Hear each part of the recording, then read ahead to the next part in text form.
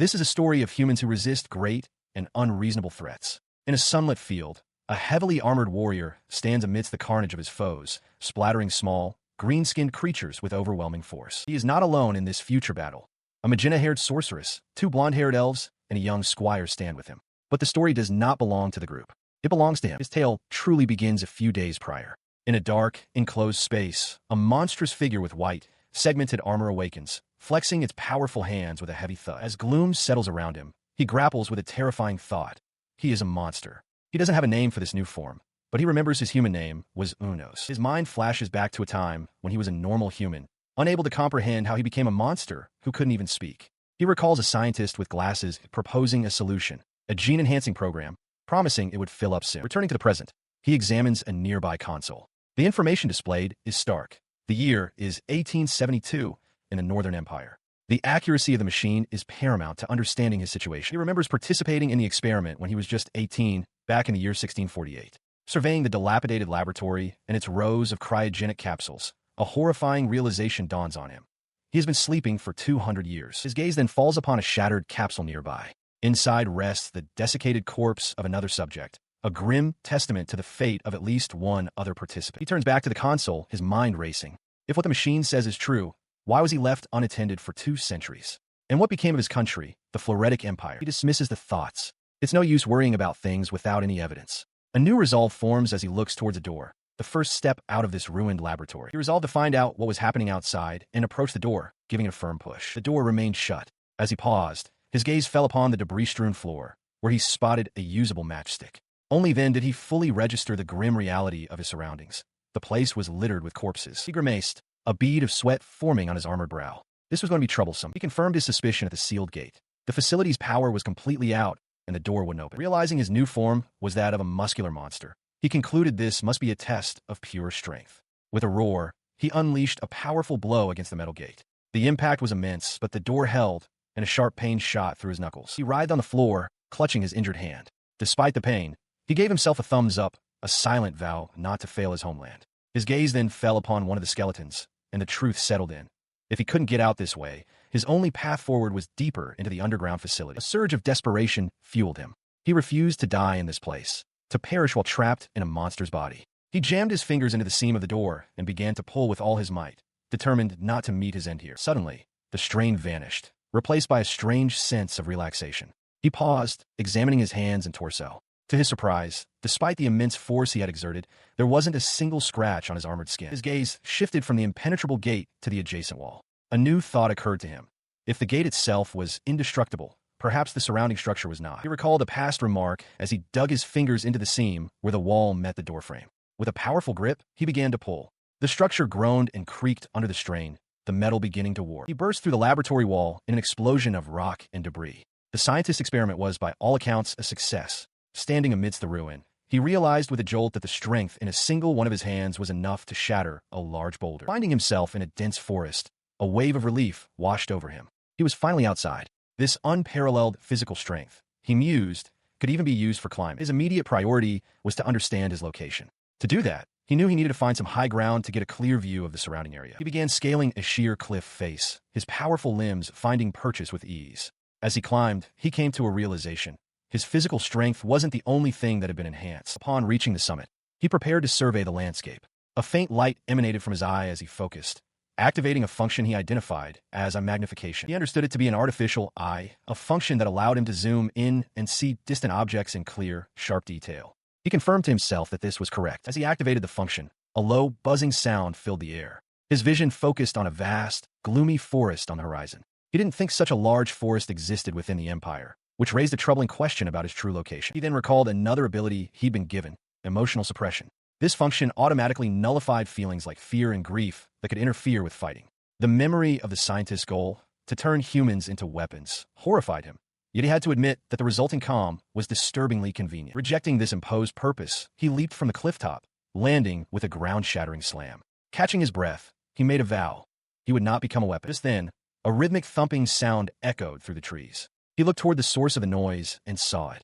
A colossal, downed airship resting silently in the forest. He found a flight log inside the wreckage, recognizing the script as belonging to the northern kingdom of Canaan. Flipping through the pages, he let out a sigh. His suspicions were confirmed. The log was dated a century ago.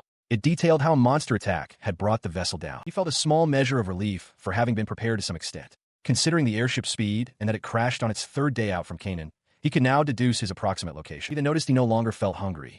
The absence of this basic sensation was more unsettling than the hunger itself. To be safe, he forced himself to swallow some biscuits he had found. Having eaten, he decided on a course of action. Head east. He reasoned that he might find a town where he could gather information, believing that even a ruined settlement might still hold people. But as he considered this, a dark thought surfaced. He hoped any people he found wouldn't react to him with terror, recalling the screams of monster from his past. He held little hope. Suddenly, a foul stench assaulted his senses, causing him to recoil in disgust. He clutched at his face, overwhelmed and questioning the source of the horrible smell. He realized the source was close. Peeking through a thicket of bushes, he confirmed his suspicion as a sound came from just beyond the foliage. Beyond the bushes, a horde of small, screeching creatures swarmed through the clearing. Goblins. The goblins were not alone. They were in the midst of assaulting two female elves. He registered with a detached shock that this was the first time he had witnessed such a thing outside of stories. A wave of anger washed over him, and his fist clenched tightly as he remained concealed. He flexed his armored hand, already aware of his body's high specifications. The only question was how effective it would be against these creatures. With a surge of resolve, he decided it was time to find out. With that thought, he took a thunderous step forward, his immense weight shaking the forest floor. He descended upon the goblins in a blur of motion. With a savage greeting, he unleashed his fury, tearing through their ranks with brutal efficiency. The violence was overwhelming. He searched for a word to describe the scene. Slaughter, massacre, extinction, but none seemed adequate for the sheer totality of the destruction he wrought. He could only conclude that the scene was utterly hellish, a maelstrom of his own making. Standing in the quiet aftermath, surrounded by gore, he reflected on the nature of his opponents. They weren't formidable monsters, which explained why the confrontation had been such a messy, one-sided affair. As the black blood dripped from his claws, he had to admit he had gotten caught up in the moment. The sheer efficiency of the slaughter had been like achieving a perfect score in a game. A sudden gust of wind rustled the canopy above, and a sense of unease settled over him. As expected, he had gone too far. Elsewhere, over the rooftops of a nearby town, a weary sigh escaped into the air. The sigh came from a woman named Diera. Speaking to her armored companion, Liesel, he commented on her wealth. She dismissed his remark, telling him not to say such things and suggesting that if this recent event improved his rating, he might secure a better position. In a town square, a woman with long, reddish hair and a large witch's hat lets out a sigh. She complains that there is nothing of interest left to explore. She seems exasperated, while behind her, a young man in a suit of armor stares at her form, completely captivated. He breathes heavily, a blush spreading across his face as drool escapes his lips. Their moment is interrupted by the arrival of two others. A young woman with blonde hair calls out, "Gister." She's accompanied by a dark-haired man whom Gister addresses as her brother. The blonde woman, Lena, asks if it's true that Gister has taken charge of exploring the forest. Gister, meanwhile, teases her brother, telling him that if he becomes a better man, she might consider letting him hug her. She confirms to Lena that it is true, adding with a dismissive tone that she also doesn't want to hear about her big brother's own desire to explore. The scene then shifts, revealing the subject of their discussion, the great forest of Floridas. At the edge of the dense, imposing woods, the monstrous figure of Unos stands alone. Chaos erupts as a group of adventurers is overwhelmed. Gister is restrained, her face a mask of anguish, while Lena cries out in terror as small, goblin-like creatures swarm them, kicking and clawing. She grimaces, realizing with dawning horror how dire their situation is. They have truly drawn the short straw this time. Nearby, the brutal massacre of their party continues, the ground stained with blood. Amidst the violence, a different battle rages. The monstrous Unos lunges forward, his armored fist connecting with the side of a large reptilian beast's head. The impact is immense, shattering bone and sending a spray of dark blood from its jaw. Elsewhere in the fray, a large, bald warrior, his face splattered with gore, lets out a guttural roar as he tears a creature apart with his bare hands. Later, the heat of battle is replaced by the heat of a crackling fire. A large piece of meat, skewered on branches, sizzles over the flames. The monstrous victor, Unos, tears into the cooked flesh, devouring it ravenously. Yet, his expression suggests it is a disappointing meal. His disappointment quickly turns to disgust as he violently spits out the mouthful, declaring that it tastes like crap. He mutters that it's the alligator-like creature's own fault for attacking him first. He sits back, taking a long drink from canteen. He wonders if his taste buds are still the same as when he was human, or if the foul taste is because he failed to drain the creature's blood properly. He muses that if his body was going to be modified this much, it should have been done all the way. His thoughts then turn to his current predicament, which he voices to a small, gelatinous creature nearby. He explains the heavy shock of waking up as a monster, unable to even speak human language. He then picks up some canned rations, continuing his monologue.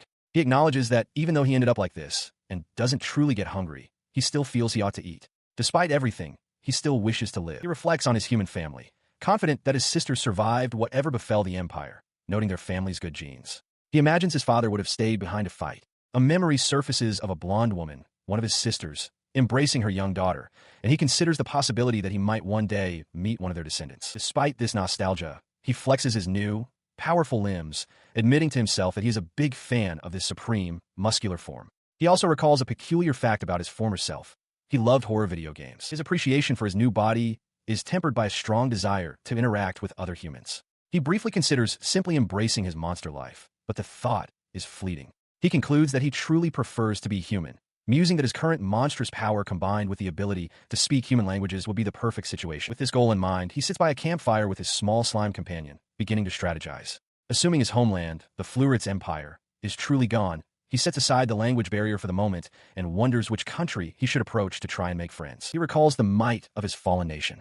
The Flurit's Empire was the largest and most powerful in the world, its strength rooted in its cutting-edge technology. This technological superiority was the very reason it could withstand fighting a war on 4 separate fronts for as long as it did. Considering the surrounding territories, he first thinks of a northern neighbor, the Kingdom of Canaan. He knows enough of their language to get by, and recalls that while they weren't as advanced as his empire, their half-baked blend of magic and technology wasn't too shabby. His thoughts then shift to another possibility, the Ainhel Republic to the west. He knows it as an elf country, a place where the worship of nature is popular. He considers that since monsters are apparently considered a part of nature there, they might just accept him. Despite this potential upside, he remains concerned about the idea. His hesitation is due to the elves' specialization in magic. He decides it would be reckless to approach their lands without first determining if his monstrous body possesses any resistance to magic. A fleeting, irrelevant thought about the appearance of male elves crosses his mind before he refocuses. Having ruled out the west, he dismisses the south entirely. The Cyzelia Kingdom to the east is also a place he wants to avoid. He has heard they employ a special unit called the Exterminators to deal with large monsters, and he grimaces, realizing that he would be their #1 target. He decides on a course of action. For now, he will head north toward the Kingdom of Canaan, seeking a human settlement. His primary goal is to learn the lay of the land, and he resolves to move with great care to avoid any unwanted encounters with patrols from Cyzelia. His journey begins. For a brief, whimsical moment, he imagines himself planting a flag, but dismisses the silly thought. Suddenly, a distant roar cuts through the silence, putting him on alert. Elsewhere, a group of adventurers sits around a campfire. Gister's brother questions the purpose of their investigation, as they were only told to search for something. Gister grumbles in agreement, while Liesel attempts to cheer up a sullen Daila, telling her to look lively. Her brother elaborates on their mission, explaining that the territory of the old empire is now claimed by elves, a development from only 5 years prior. He expresses his irritation at this crap, noting how it gets on Gister's nerves given her known hatred for elves. Liesel speculates that their target must be deep within the old empire's lands, precisely because people avoid going there.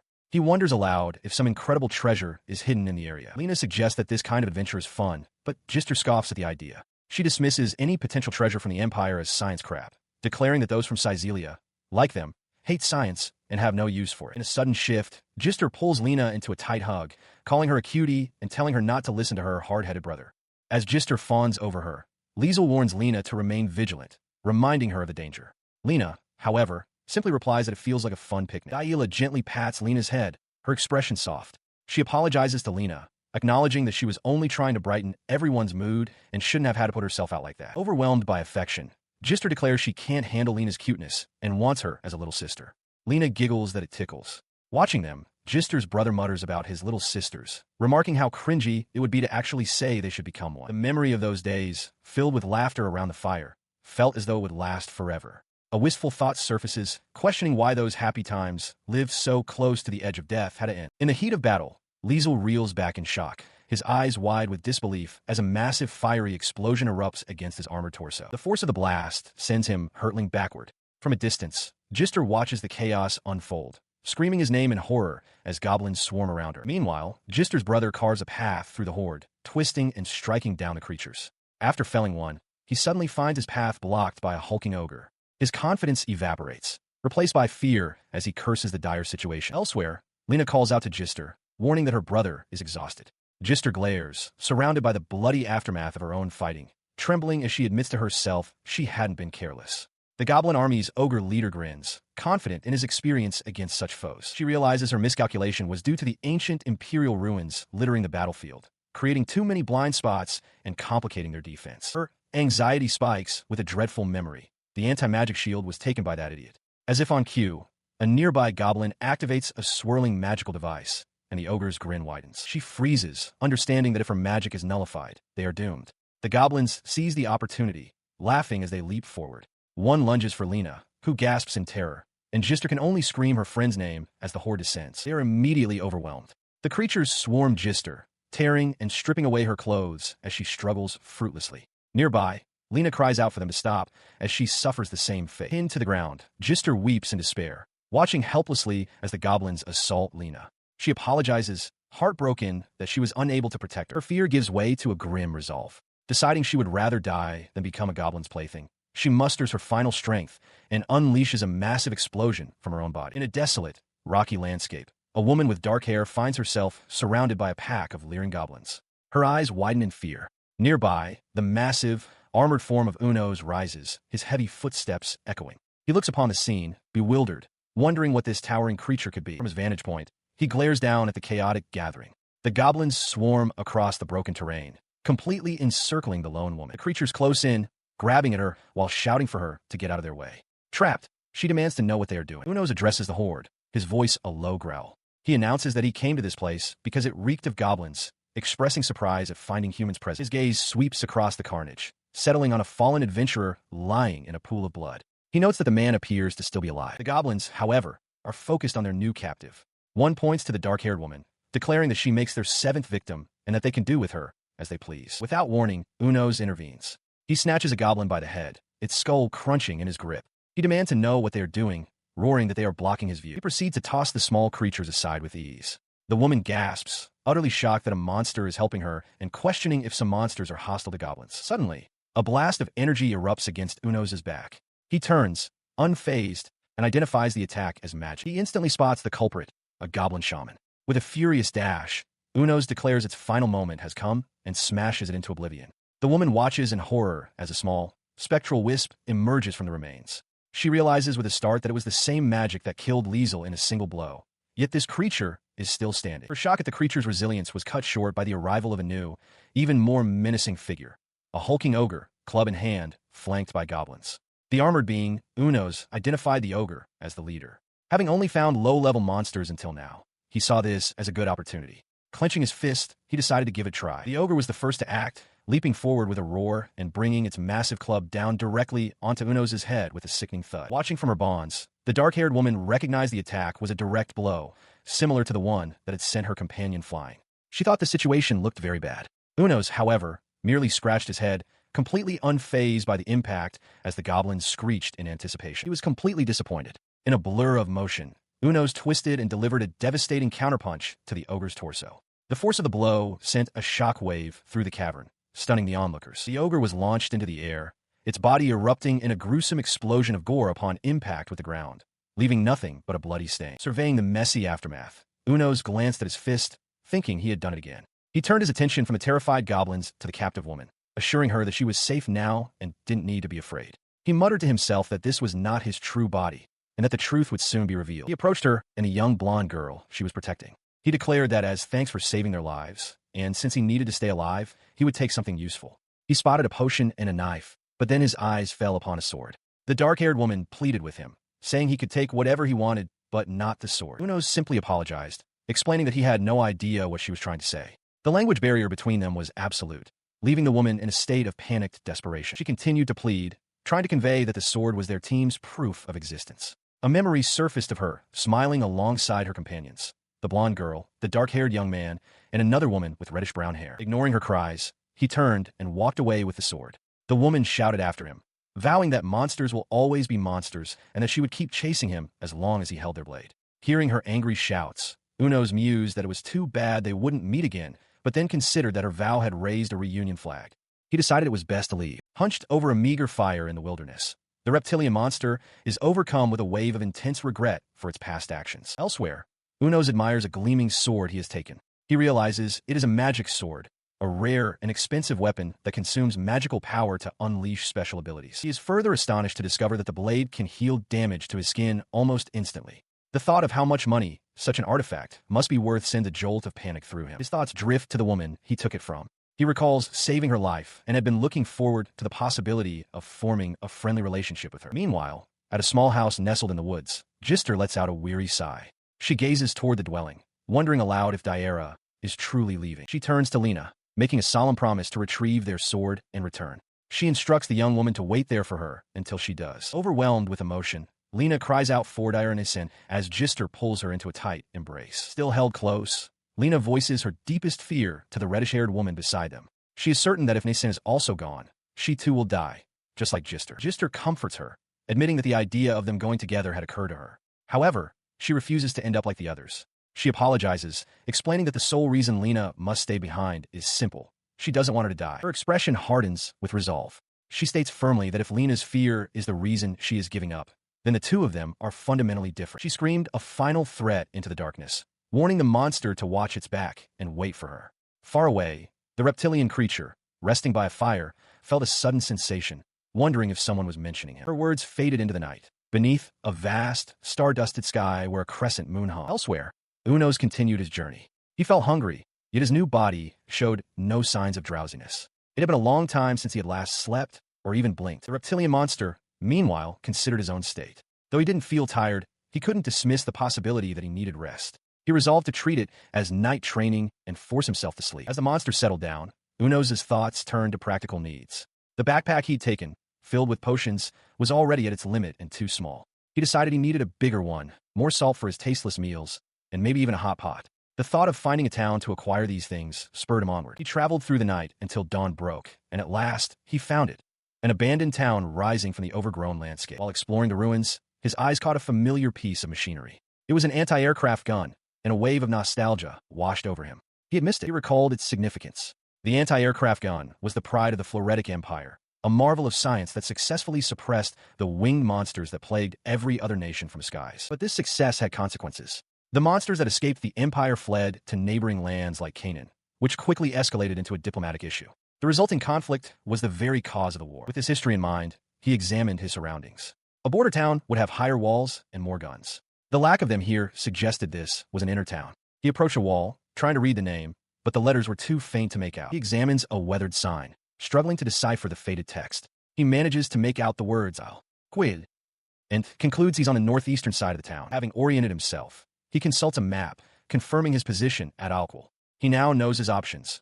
Heading northwest would take him a loop dill near the Canaan border, while heading east would lead to the old military base at Carnash Rock. He decides to begin his search for information right where he is. But as he prepares to move, a foul scent drifts towards him, and his face contorts in disgust. The stench grows stronger, emanating from a ruined archway nearby. A wave of pure hatred washes over him as he recognizes the source, a horde of pale, ghoulish creatures. The smell is so vile it halts his exploration before it can even begin. Without hesitation, he drops his pack and explodes into motion, charging directly at the creatures. His sudden assault catches the pale humanoids by surprise, their gleeful celebration turning to shock. He closes the distance in an instant, descending upon the terrified horde with a fist ready to strike. His punch lands with devastating force, completely annihilating one of the creatures in a brutal explosion of gore. Splattered with the creature's dark blood, he stands impassively as the survivors scatter in terror. He watches the retreat, a thought striking him as odd. He wonders why they are all running in the same direction, rather than separating to ensure their escape. He senses a presence amidst the chaos, a guiding hand behind the creature's movements. The coordinated assault is nothing more than an annoyance. With a roar of frustration, he unleashes a devastating strike, tearing through the horde. As he fights, he analyzes their behavior. He realizes they aren't attacking him head-on. Their movements are too uniform, as if guided by a single will. This leads him to a critical conclusion.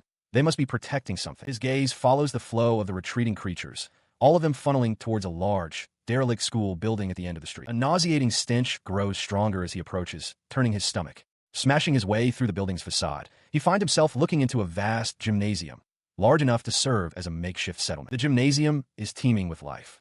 Hordes of the pale creatures and armed goblins bow before a makeshift throne, upon which sits a massive, horned leader, the clear commander of this grotesque army. Within the goblin nest, Unos observes the source of the horde, the goblin queen. He learns that while goblins sometimes use other races to breed, the vast majority of their population is birthed directly by this single, monstrous matriarch. He processes the grim reality of their reproductive cycle. As long as the queen exists, their numbers will grow ceaselessly. It is revealed that 34 goblins are born each day, reaching adulthood in a mere 20 days, a rate of growth so rapid it seems almost magical. His expression hardens with disgust and resolve at the thought of such a creature. Concluding there is no other choice, he bellows a single word: kill. and launches himself into the fray, crashing down upon the goblin guards. He questions their desperate attempt to protect their queen, dismissing their efforts as useless. With brutal efficiency, he tears through the swarm of smaller creatures, splattering their dark blood across the chamber. In moments, the floor is littered with the mangled corpses of the goblin horde. Standing amidst the carnage, he notes that he has defeated nearly everyone. All that remains is to bring down the queen herself, but he hesitates. His reluctance stems from a powerful aversion. He does not want to get any closer to them because of their terrible smell. His mind conjures an image of their foulness, picturing them swarming a captive who begs for the release of death. He steels himself, realizing he must kill them without approaching any further. From a distance, he begins to gather power for an attack. The remaining goblin guards turn, confused and sensing a new danger, but unable to pinpoint its source. Having resolved to attack from afar, Unos prepares a projectile. He considers that the only real problem is his aim, clutching a rough, heavy-looking rock in his hand. He reasons, however, that with the target as large as the goblin queen, there should be no problem. With a powerful spin, he hurls the rock, which strikes the massive creature with explosive force, splattering gore across the cavern. He launches another projectile, noting with some frustration that while he was aiming for the head, he struck the belly instead. Still, he deems it a perfect hit. A third projectile finds its mark, obliterating a smaller goblin's head. The devastating assault leaves the goblin queen's corpse torn apart upon her birthing mattress, surrounded by the remains of her slaughtered brood. With the cleaning completed, a captive blonde elf woman thanks Unos profusely for saving her. She expresses her relief at having survived the ordeal. Despite the victory, he is disgusted by the stench of goblin viscera clinging to his body and begins to wonder if there's a river nearby where he can wash. He soon finds a place to cleanse himself. Feeling refreshed in both mind and body, he resolves to continue his search. He walks through the ruins of a town, confident that in a settlement of this size, he is sure to find what he is looking for. His search is rewarded. An expression of pure delight crosses his face as he spots his objective in the distance, exclaiming that he's found it. Before him stands a large, multi-story structure, a relic of a past age, the shopping mall. He rummages through the abandoned store, his excitement growing. In the kitchenware section, he finds a sturdy iron grill and frying pan, perfect for barbecue. Moving to the sports section, he discovers a large hiking backpack, realizing that with a few adjustments, he can carry it on his back. His successful haul sends a wave of triumph through him, and he strikes a victorious pose outside the dilapidated building. His search continues inside, where he inspects the grocery aisles. He wonders if the canned foods and cold drinks are still good, but notes that the salt has long since expired. In the home appliances section, he spots a cooler box, thinking it would be perfect for preserving any surplus he might find. With his new supplies gathered, he stands fully equipped. The modified backpack is on his back, carrying the iron grill. A cooler box is strapped to his side, and inside the pack are his magic sword, a potion, the frying pan, and canned food. But amidst his satisfaction, a sudden, dreadful thought strikes him. He breaks into a sweat, realizing with horror that he forgot to gather information regarding the Empire. The panic, however, was a feint. He sits calmly on a mattress amidst the rubble, surrounded by scavenged newspapers. He was only kidding. He had diligently collected what he could find. He muses that shopping malls are heaven, thrilled to be around human-made things after so long. He managed to find a few things from magazines and newspapers, but after 200 years, much of it has deteriorated beyond recognition. From the fragmented accounts, he pieces together the history of the war. As he expected, the situation in the Empire was dire. He recalls reading that the Western Front collapsed, an outcome he attributes to the overwhelming strength of someone or something named Einhell. This leads him to his primary question, the one he is most curious about. What happened after May 25th, 1667? He soon finds an article from that very day. It states that a decision was made to send the ultimate trump card. The words give him a bad feeling, and he wonders if this unease stems from his nature as a natural imperialist. The phrase hangs in the air, heavy with unspoken menace. He sat amidst the scattered newspapers, the words echoing in his mind. His homeland, was it truly gone? He remained silent, the weight of the possibility pressing down on him. The thought of returning had always been there, a distant notion he should pursue someday. But fear had held him back, a dread so potent he actively tried to avoid thinking about it. Now, however, a new resolve hardened within him. If he truly wanted to confirm the truth, there was only one place to go, the imperial capital. Lying down, he accepted the path ahead. All he needed to do was prepare his heart for whatever he might find and, someday, make the journey. As sleep began to take him, he formulated a more immediate plan. Tomorrow, he would head to Lukdil, a town near the border, to check on the state of the Kingdom of Canaan. Meanwhile, in another location, a man named Orlando was being shaken by the shoulders. An urgent voice questioned him,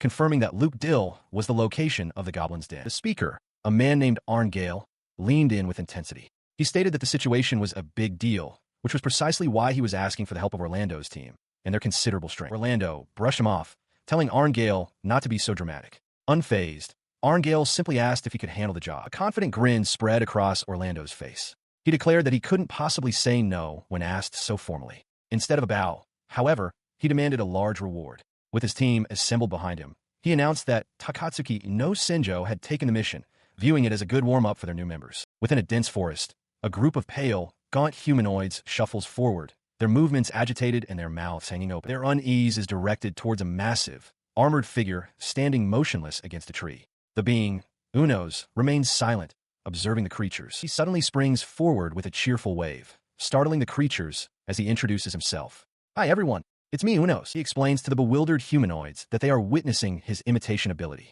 He had worried this body would stand out, but thanks to his camouflage, he was able to achieve something amazing. The armored being suddenly recoils, clutching his head as if in pain. He shouts that the experience is too much to handle. He apologizes, explaining that he completely forgot how high-spec his body is when he gets upset. He reflects that the scientific power of the Empire is so advanced it can only be defined as scary with his limited vocabulary. His thoughts drift back to the previous day, recalling how he went to sleep out of sheer exhaustion. He realizes his new body doesn't actually need sleep or even feel sleepy, which leads him to a conclusion. There's one thing he must be careful about. Continuing his internal monologue, he notes that he slept like a log, completely unaware, and that the same applies to eating.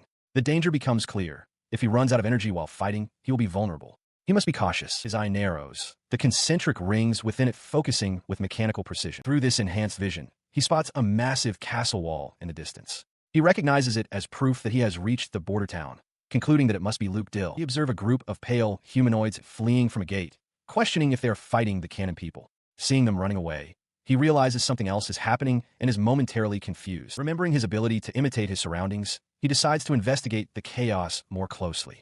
He sees that the pale creatures are not fighting soldiers, but are being attacked by goblins. The sounds of battle fill the air inside the border town of Luke Dill. Having infiltrated the city, he successfully activates his camouflage, blending seamlessly into the surface of a building to watch unnoticed. His attention is drawn to the heart of the conflict, where he identifies Canaan's army by the red cloths on their right arms. A commander assesses the grim situation. His 50 soldiers are completely surrounded by 300 goblins. He rallies his troops, ordering everyone to watch each other's backs, and for the archers to get ready. From his concealed position, Unos analyzes the commander's tactics. Though he cannot understand the words, he recognizes the man is giving excellent instructions. He notes the commander's sword technique seems somewhat amateurish, but he uses it effectively and is not being overwhelmed by the goblin horde. As he anticipated, the 300 goblins are wiped out in the blink of an eye. He reflects on his hatred for goblins, whose terrible smell prevented him from getting any closer. The pale humanoids, whom he dismisses as mere scavengers, flee the scene. With the battle over, the captain laments that he can't leave without taking anything. He commands a mage named Cassetta to use detection magic and find any survivors. As the spell is cast, Unos, still hidden, suddenly feels a painful, itching sensation all over his body. The magic instantly reveals his presence. The mage shouts to her captain that he's running away. The captain, astonished that such magic to fool detection could exist, orders his squad to pursue. Unos panics, wondering if he was found because of his imitation or through their magic. He leaps from the building, realizing he has been completely detected. He curses himself for getting so excited about his camouflage that he let his guard down. Deciding these humans are too much trouble, he focuses entirely on his escape. As he fled, one of his pursuers, a female mage, confidently declared that with her superior leg strength, she could easily outrun their target. Suddenly, a massive eruption of dark energy stopped Unos in his tracks. The mage, now at a distance, watched as a firewall materialized, blocking her path. From the flames, Unos turned and roared a challenge. The challenge was met by a man with dark, messy hair and a confident smirk. He stepped forward, brandishing a large, crystalline sword, seemingly unimpressed by the display of power. Unos glared at the soldier, his voice a low growl. He questioned if the man was intentionally provoking him, sensing the challenge in his posture. He felt his blood boiling. Though he had no desire to fight humans, he knew there was no guarantee of how they would handle him if he unleashed his true strength. His fist clenched in anticipation. He turned his full attention to the soldier, identifying him as the one who had issued the challenge. The man's confident expression wavered slightly as he took in the monster's imposing presence. The soldier, Orlando, voiced his surprise. He had thought he was pursuing a normal monster, but admitted he had never seen a creature like this before. Turning to his blonde companion, Orlando remarked that their target looked quite dangerous. The woman, Annie, acknowledged him by name, and he confessed with a wry smile that he was starting to feel scared. His demeanor shifted to that of a commander. Orlando roared for the rookies to step back, warning them that this monster was on a completely different level than the goblins. He then muttered a complaint directed at Arngale, stating he wasn't being paid for this level of threat. Unos acknowledged that ordering the amateurs back was a good decision. Seeing the soldiers prepare for battle, he declared that he too would fight at his best and lunge forward, roaring, "Here I come." As he charged forward, Orlando's squad prepared to meet him. The mages and archers took aim, their expressions a mixture of focus and alarm. Orlando roared the command to fire. A volley of arrows and magical energy erupted from the line, converging on the monstrous figure. The projectiles struck Uno's armored hide, but instead of piercing it, they shattered or bounced harmlessly away. Orlando watched in disbelief, realizing his opponent had suffered no injuries. His momentum unbroken, Uno's crashed into the vanguard, swatting soldiers aside. Orlando grimaced, recognizing that the creature was single-handedly destroying their formation. He plowed through the soldiers with unstoppable force. One of the men, reeling back in shock, could scarcely believe that the initial coordinated assault had failed to even kill the monster. Watching his troops get thrown into disarray, Orlando understood they were outmatched and that he would have to handle this himself. A grim smile touched his lips. The creature's unscrupulous power was making his own blood boil with excitement as he prepared to enter the fray. Uno's roars, demanding to know who started the conflict. From above, Orlando descends with his sword raised, declaring that Uno's is the one responsible. His blade clashes against Uno's armored skin with a loud clang. Uno's observes that despite the heavy weapon, the man's movements are quite fast, but confidently concludes that he is still too slow for him. The force of the block sends Orlando skidding backward. His comrades, including Arngale, watch in stunned silence, shocked that Uno's deflected their captain's sword with his bare hands. Orlando's expression hardens with grim realization. He understands this is bad. At this rate, his troops will lose their morale. His gaze falls upon Uno's, whose form has shifted to a darker, more menacing silhouette with a reptilian tail. Orlando acknowledges that the creature is a truly fearsome monster. As he processes the grave situation, the blonde warrior, Annie, suddenly sprints past him, her face a mask of fierce determination. He shouts her name in alarm, watching her charge recklessly toward the monster. Her sudden appearance catches Uno's attention. He seems momentarily distracted, his head tilting as he remarks on the arrival of a blonde beauty. He moves to strike her down, but she stands her ground, declaring that she won't let him pass. With incredible agility, she ducks under his sweeping attack. Uno's is taken aback, surprised that she dodged it. Before he can recover, she raises a crossbow, aiming it directly at his face. The reflection of her determined form appears in his wide, shocked eye. A crossbow bolt sinks into Uno's head. Orlando and his men stare in disbelief at the scene.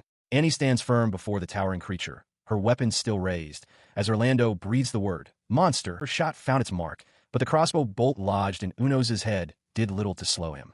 The monster turned its attention to her, reaching out as Orlando cried her name in alarm, realizing the danger of her close range. He effortlessly seized Annie, his massive hand closing around her torso and lifting her into the air. She let out a choked gasp, caught in his powerful grip. Holding her aloft, Uno's seemed to analyze his captive. He mused internally that she had a nice, well-trained body and found the sensation of holding her to be quite pleasant, even wondering about her measurements. His thoughts turned to what he would do next, briefly considering throwing her a little further away. However, his attention was immediately drawn back to her physique, a flicker of confusion crossing his mind. Suddenly, the reason for his confusion struck him with the force of a physical blow. He had made a startling realization about her size.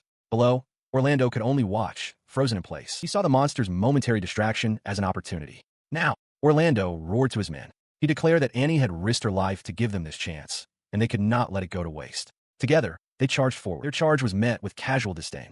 Muttering that he would forgive them for the sake of boobs, Uno's effortlessly swatted the soldiers aside, his powerful limbs scattering them like dolls. As his men were scattered, Orlando pressed his own attack, only for his sword to be blocked by Uno's arm with a deafening clang. The warriors stared in disbelief, shouting, "But how again?" With the immediate threats neutralized, Uno's returned his focus to his captive, raising a massive fist to crush her. "No, Annie!" Orlando screamed. But in that instant, Annie's expression hardened as she drew a blade that began to glow, prompting a shocked realization from Uno's. A magic sword. Before his fist could connect, she drove the glowing weapon deep into his arm. A fierce smile crossed her face as the blade bit into flesh. Watching the direct hit from the magic sword, Orlando's face filled with horror.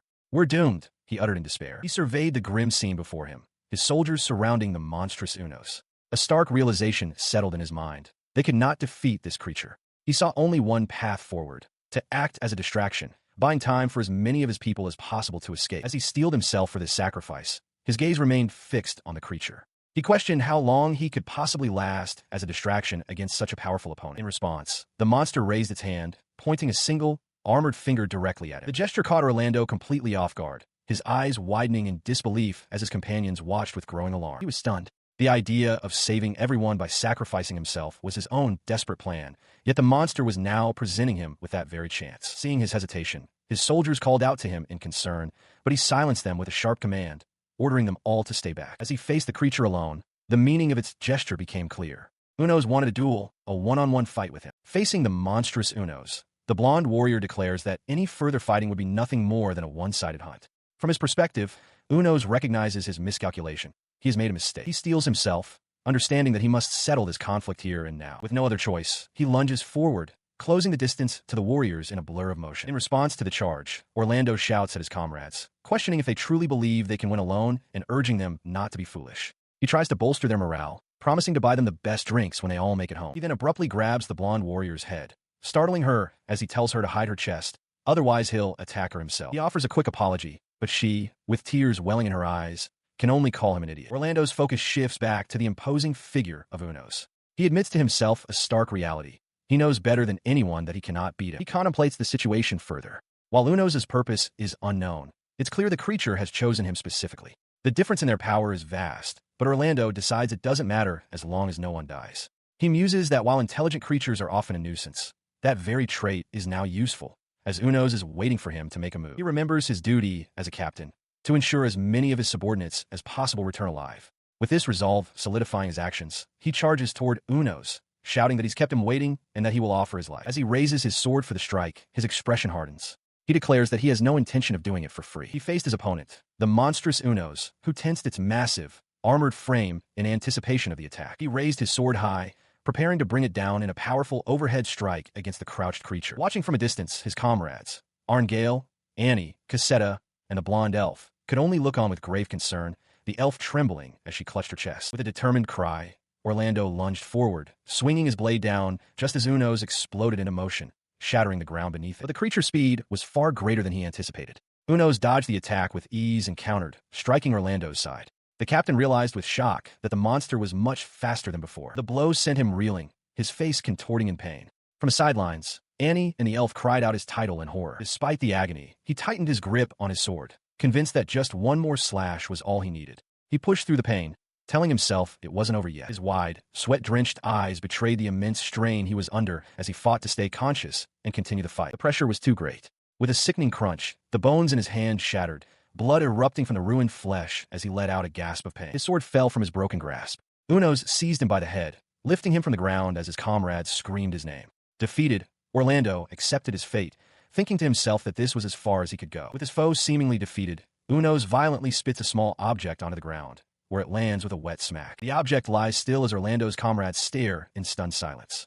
Orlando himself, however, stands among them, completely unharmed but looking utterly bewildered by the entire situation. His confusion mounts as he wonders aloud if he did something wrong, or perhaps if Unos had somehow poisoned his head. Behind him, the monstrous creature begins to stir and stagger to its feet. As he puzzles over the strange event, the blonde elf woman approaches with a look of deep unease, hesitantly calling out his name while the other soldiers awkwardly look away. He turns to face her, his expression still one of pure confusion. She gets straight to the point, asking him a very direct question. When was the last time he washed his hair? Before Orlando can answer, another soldier sitting on the ground replies for him, stating that from what he remembers, it was about 3 years ago. The revelation sends a wave of horrified shock through the entire group. The air is suddenly filled with the sound of collective, visceral disgust. The truth finally dawns on him, and he flees at top speed, screaming about how disgusting it is. In the background, Unos, who had only meant to feign injury, reveals he was genuinely tormented by the filth and vows to beat Orlando up the next time they meet. As the chaos subsides, the blonde elf woman reflects that at least she didn't die in vain. Elsewhere, deep within a forest, Unos pauses, his attention caught by a new scent on the wind, the smell of human blood. He grins, remarking on the convenience of his new body. Though the source of the smell is distant, he feels confident that by sharpening his senses, he can find his way. He decides to investigate. On a desolate path, the armored being Unos stands over the fresh, bloody corpses of 3 travelers.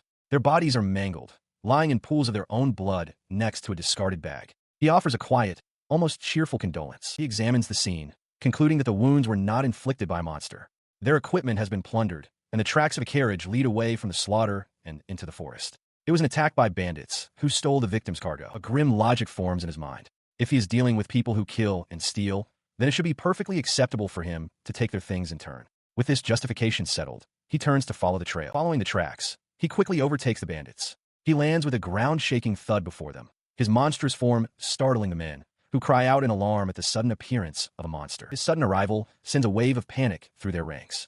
As Unos lets out a guttural roar, one of the bandits near a covered wagon shouts in confusion, demanding to know what has happened. The bandits break and flee in terror. One man, his face contorted in fear, begs his comrades not to leave him alone. Unos calmly instructs them not to run away. Moments later, he walks away from the now silent scene, expressing disappointment that no one even put up a fight. He approaches the abandoned carriage, wondering if the lack of resistance means its contents are not very valuable. He pulls back the curtain of the wagon, revealing its cargo. Huddled inside are 5 women and a young girl, all staring up at him with wide, fearful eyes. From within the group of captives, one individual with slender, crossed legs reaches up and removes a smooth, featureless white mask. The sight seems to delight him. A sparkle appears in his eyes as he looks upon the wagon's contents, revising his earlier assessment. He guesses the cargo is valuable after all. He peers into the wagon, realizing the captive women were intended to be sold. This is an unexpected turn, but he notes that the cargo is fully loaded. He considers his options. While the sight is appealing, his true desire is for daily necessities. A better plan forms in his mind. Chase the bandits who just escaped and follow them to their hideout. His thoughts are overheard, and one of the women immediately agrees, urging him to proceed with that plan. The creature pulls back the curtain slightly. The reddish-haired woman, holding the young girl protectively, looks up at him and hesitantly asks if he saved them. His response is not words, but action. With a sudden, violent motion, he smashes the bars of their cage, causing the women to cry out in shock. The metal bars of the cage doors shatter and fly apart under the immense force of the blow. This leaves the women utterly confused. Unos takes one last look, committing the view to his memory before turning to leave. He then turns away from the wagon, tapping his head thoughtfully as he prepares to depart. Now, deep within the forest, he pauses. A long, ribbon-like sensor extends from his head as he sniffs the air, detecting the distinct smell of the fleeing bandits. He sets off on their trail, reflecting on the amazing technology of the Empire. All his physical abilities and his 5 senses have been greatly improved. He trudges forward, lamenting the sacrifices made for his current form. While he doesn't need weapons, he internally fumes that he would have much preferred to keep his communication skills and his manhood. His internal monologue is cut short as he hones in on the source of the scent he's been tracking. Hiding his backpack in a nearby bush, he activates an imitation function and approaches a dark cave entrance, certain the smell is coming from within. He cautiously enters the cavern, noting its surprisingly neat construction. He wonders if this is the bandits' hideout, questioning the lack of a lookout. He speculates they must be supremely confident in their ability to handle any intruders. Moving deeper into the darkness, he comes to a halt before a set of iron bars. He has found a prison. Within the cell lies a grim scene. The lifeless body of a young woman, her clothes in tatters, lies next to the picked-clean skeleton of another victim. The sight fills him with revulsion. He notes with horror that there's even a small child among the victims. This is sickening, he thinks, concluding that these men deserve no mercy. His grim resolve is interrupted by the sound of loud, angry shouting echoing from further down the passage. A moment later, a man comes running into view, frantically apologizing to someone he calls boss. The large, imposing boss follows, berating his subordinate. He questions if the man is being scolded for abandoning the cargo and running away, noting that the other subordinates are dead. The boss roars, demanding to know how his underling could leave it behind.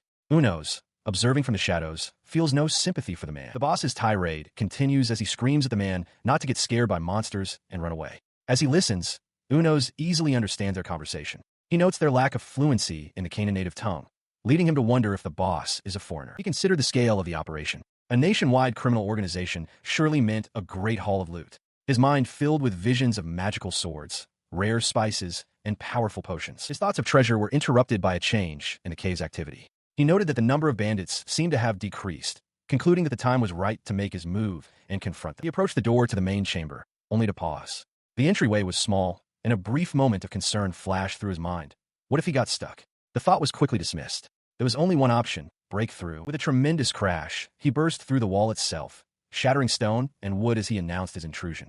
The bandit boss, caught completely by surprise, could only stare in disbelief. But Unos was not the only intruder. A monstrous figure stood amidst the carnage, the bodies of the bandit leader and his subordinate already dispatched. It turned its featureless face towards the new arrival and demanded to know who he was. The sight of the creature left him momentarily speechless, his eyes wide with shock. His gaze took in the impossible form before him. The upper torso of a humanoid fused seamlessly to the massive, multi-legged body of a spider. The spider hybrid seemed to recognize him, accusingly asking if he was the monster responsible for kidnapping its women. This unexpected question only deepened Unos' surprise. The creature's patience wore thin, and it angrily demanded he stop messing around, its words spoken in the Ferlitos language. The language, the form, it all clicked into place. A stunning realization struck Unos. This being was just like him, an experimental soldier of the Empire. Orlando, looking uncharacteristically clean and well-dressed, stands before a desk. The man seated there, Arngale, looks up with a start as Orlando demands to know what has happened. Arngale leans forward, asking Orlando how many years it has been since he last saw him, so cleaned up. Orlando seems momentarily lost for words. He explains that a lot has happened, recalling the harsh critiques of his comrades. One had always wanted to tell him he smelled bad, Another complained that looking at him hurt their eyes, and a third declared he was on the same level as a goblin. Arngale's expression becomes serious.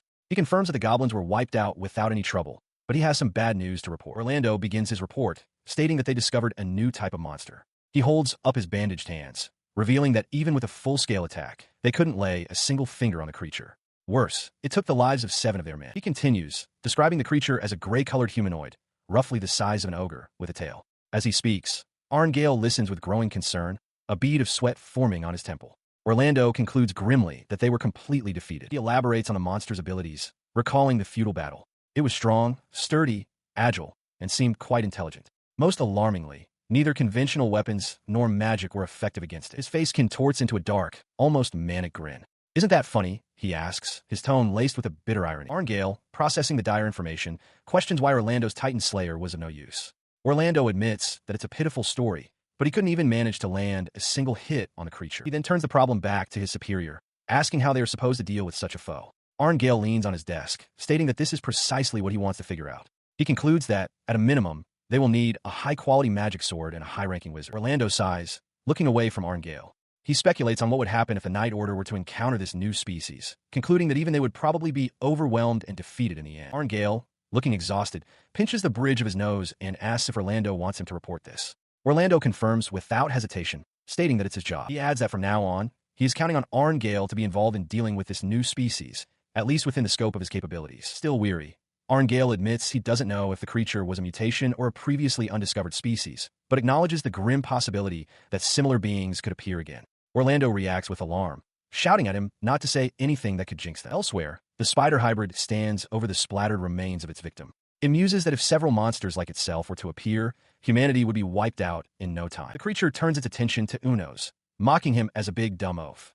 Unos recognizes the language as Ferlitos and deduces that the spider hybrid must be an experimental soldier from the Empire, just like him. He attempts to reply in a guttural tongue, identifying himself as a citizen of the Empire, but the spider hybrid tells him to stop growling, forcing Unos to conclude that text-based communication is their only option. As he places his fingers on the ground, Unos feels something entangle them, a transparent thread. From behind, the spider hybrid warns him not to dare move without permission. The spider hybrid reveals its full form, its massive arachnid body towering over the ensnared Unos.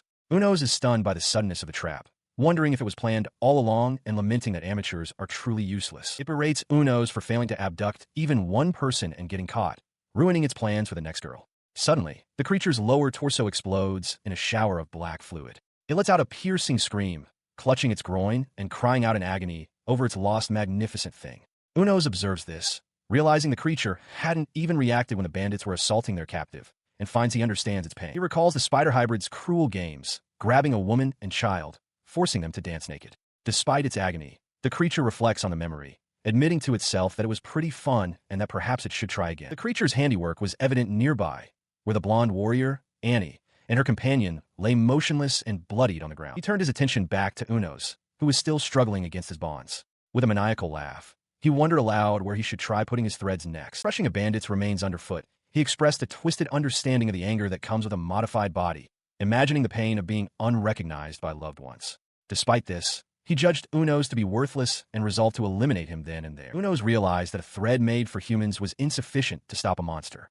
He understood the danger of his careless approach and the nature of the threat itself. It dawned on him that his opponent, who seemed to have let his guard down, was not a mere beast, but another experimental soldier. His first priority became creating distance. He then moved swiftly, attempting to sever the binding threads. The threads, however, were everywhere, completely ensnaring the blonde warrior in a thick cocoon. He spun rapidly, but the massive amount of thread, prepared in advance, held fast. The creature mocked his efforts, telling him not to waste his intelligence, and calling him a damned monster for daring to resist. With a final declaration that this was the end, the creature lunged, intent on grabbing Unos and crushing him completely. In a shocking move, the creature shed its humanoid skin, revealing its true, arachnid form beneath. The sudden transformation startled Unos, creating an opening for the spider hybrid to strike, tearing viciously into his side. As Unos cried out in agony, the spider hybrid laughed, revealing that the mucus on its skin was acidic. "Die, monster!" it commanded, as the corrosive slime ate away at Unos' arm, dissolving flesh and armor alike. He collapsed to the ground,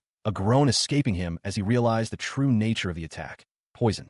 As the spider hybrid laughed and retreated into the distance, Unos felt a dangerous numbness spreading through his body. The creature's departure without confirming the kill was a grim sign of the poison's potency. With his life on the line, he knew he had to do something, and a single thought pierced through the haze. The potion given to him by the kind, well-endowed woman. Dragging his failing body across the ground, he fumbled for the small bottle. He had no idea what effect it would have, but at this point, it was his only hope. His fingers closed around the vial. He managed to pull himself into a kneeling position amidst the foliage, his entire being focused on a single, desperate plea for the concoction to work. To his astonishment, the effects were instantaneous.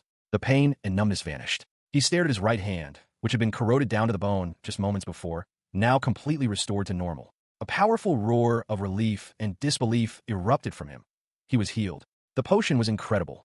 Overwhelmed with gratitude, he thanked the woman who had given it to him, his lifesaver, even if he couldn't quite remember her face. On the forest floor, Unos reflects on his recent battle, admitting to himself that he panicked.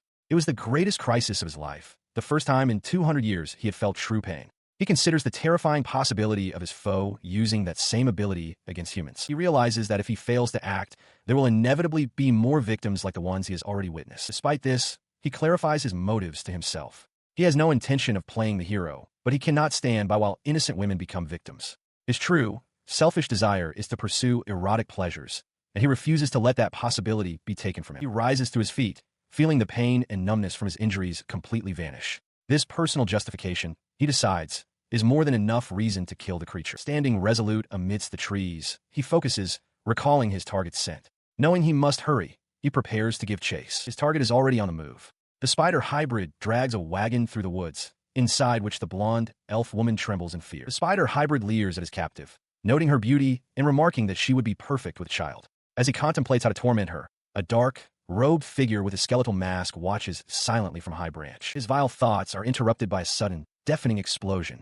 The tree directly behind him erupts into splinters, and he turns, startled. From the dust and debris, Unos emerges, his fist still clenched from the powerful blow. The spider hybrid stares in utter disbelief, shouting in his mind, wondering how his foe could possibly still be alive. He seethes with annoyance. As Unos stands before him, he sees the wagon carrying the blonde elf woman beginning to roll away, his prize escaping due to this infuriating interruption. He found it intensely annoying. The armored creature was wary of his threat and refused to draw near. He watched as his opponent picked up stones, a flicker of disbelief crossing his mind. Could this monster actually be getting smart? His strategy was simple. Having witnessed Unos' precision with thrown projectiles, the spider creature would be forced to keep its distance, unable to chase the carriage. This would buy the women the time they needed to escape. Now, all that remained was a test of endurance between the two of them. But the stalemate was not to last. The skeletal mage, observing from the shadows, grew impatient.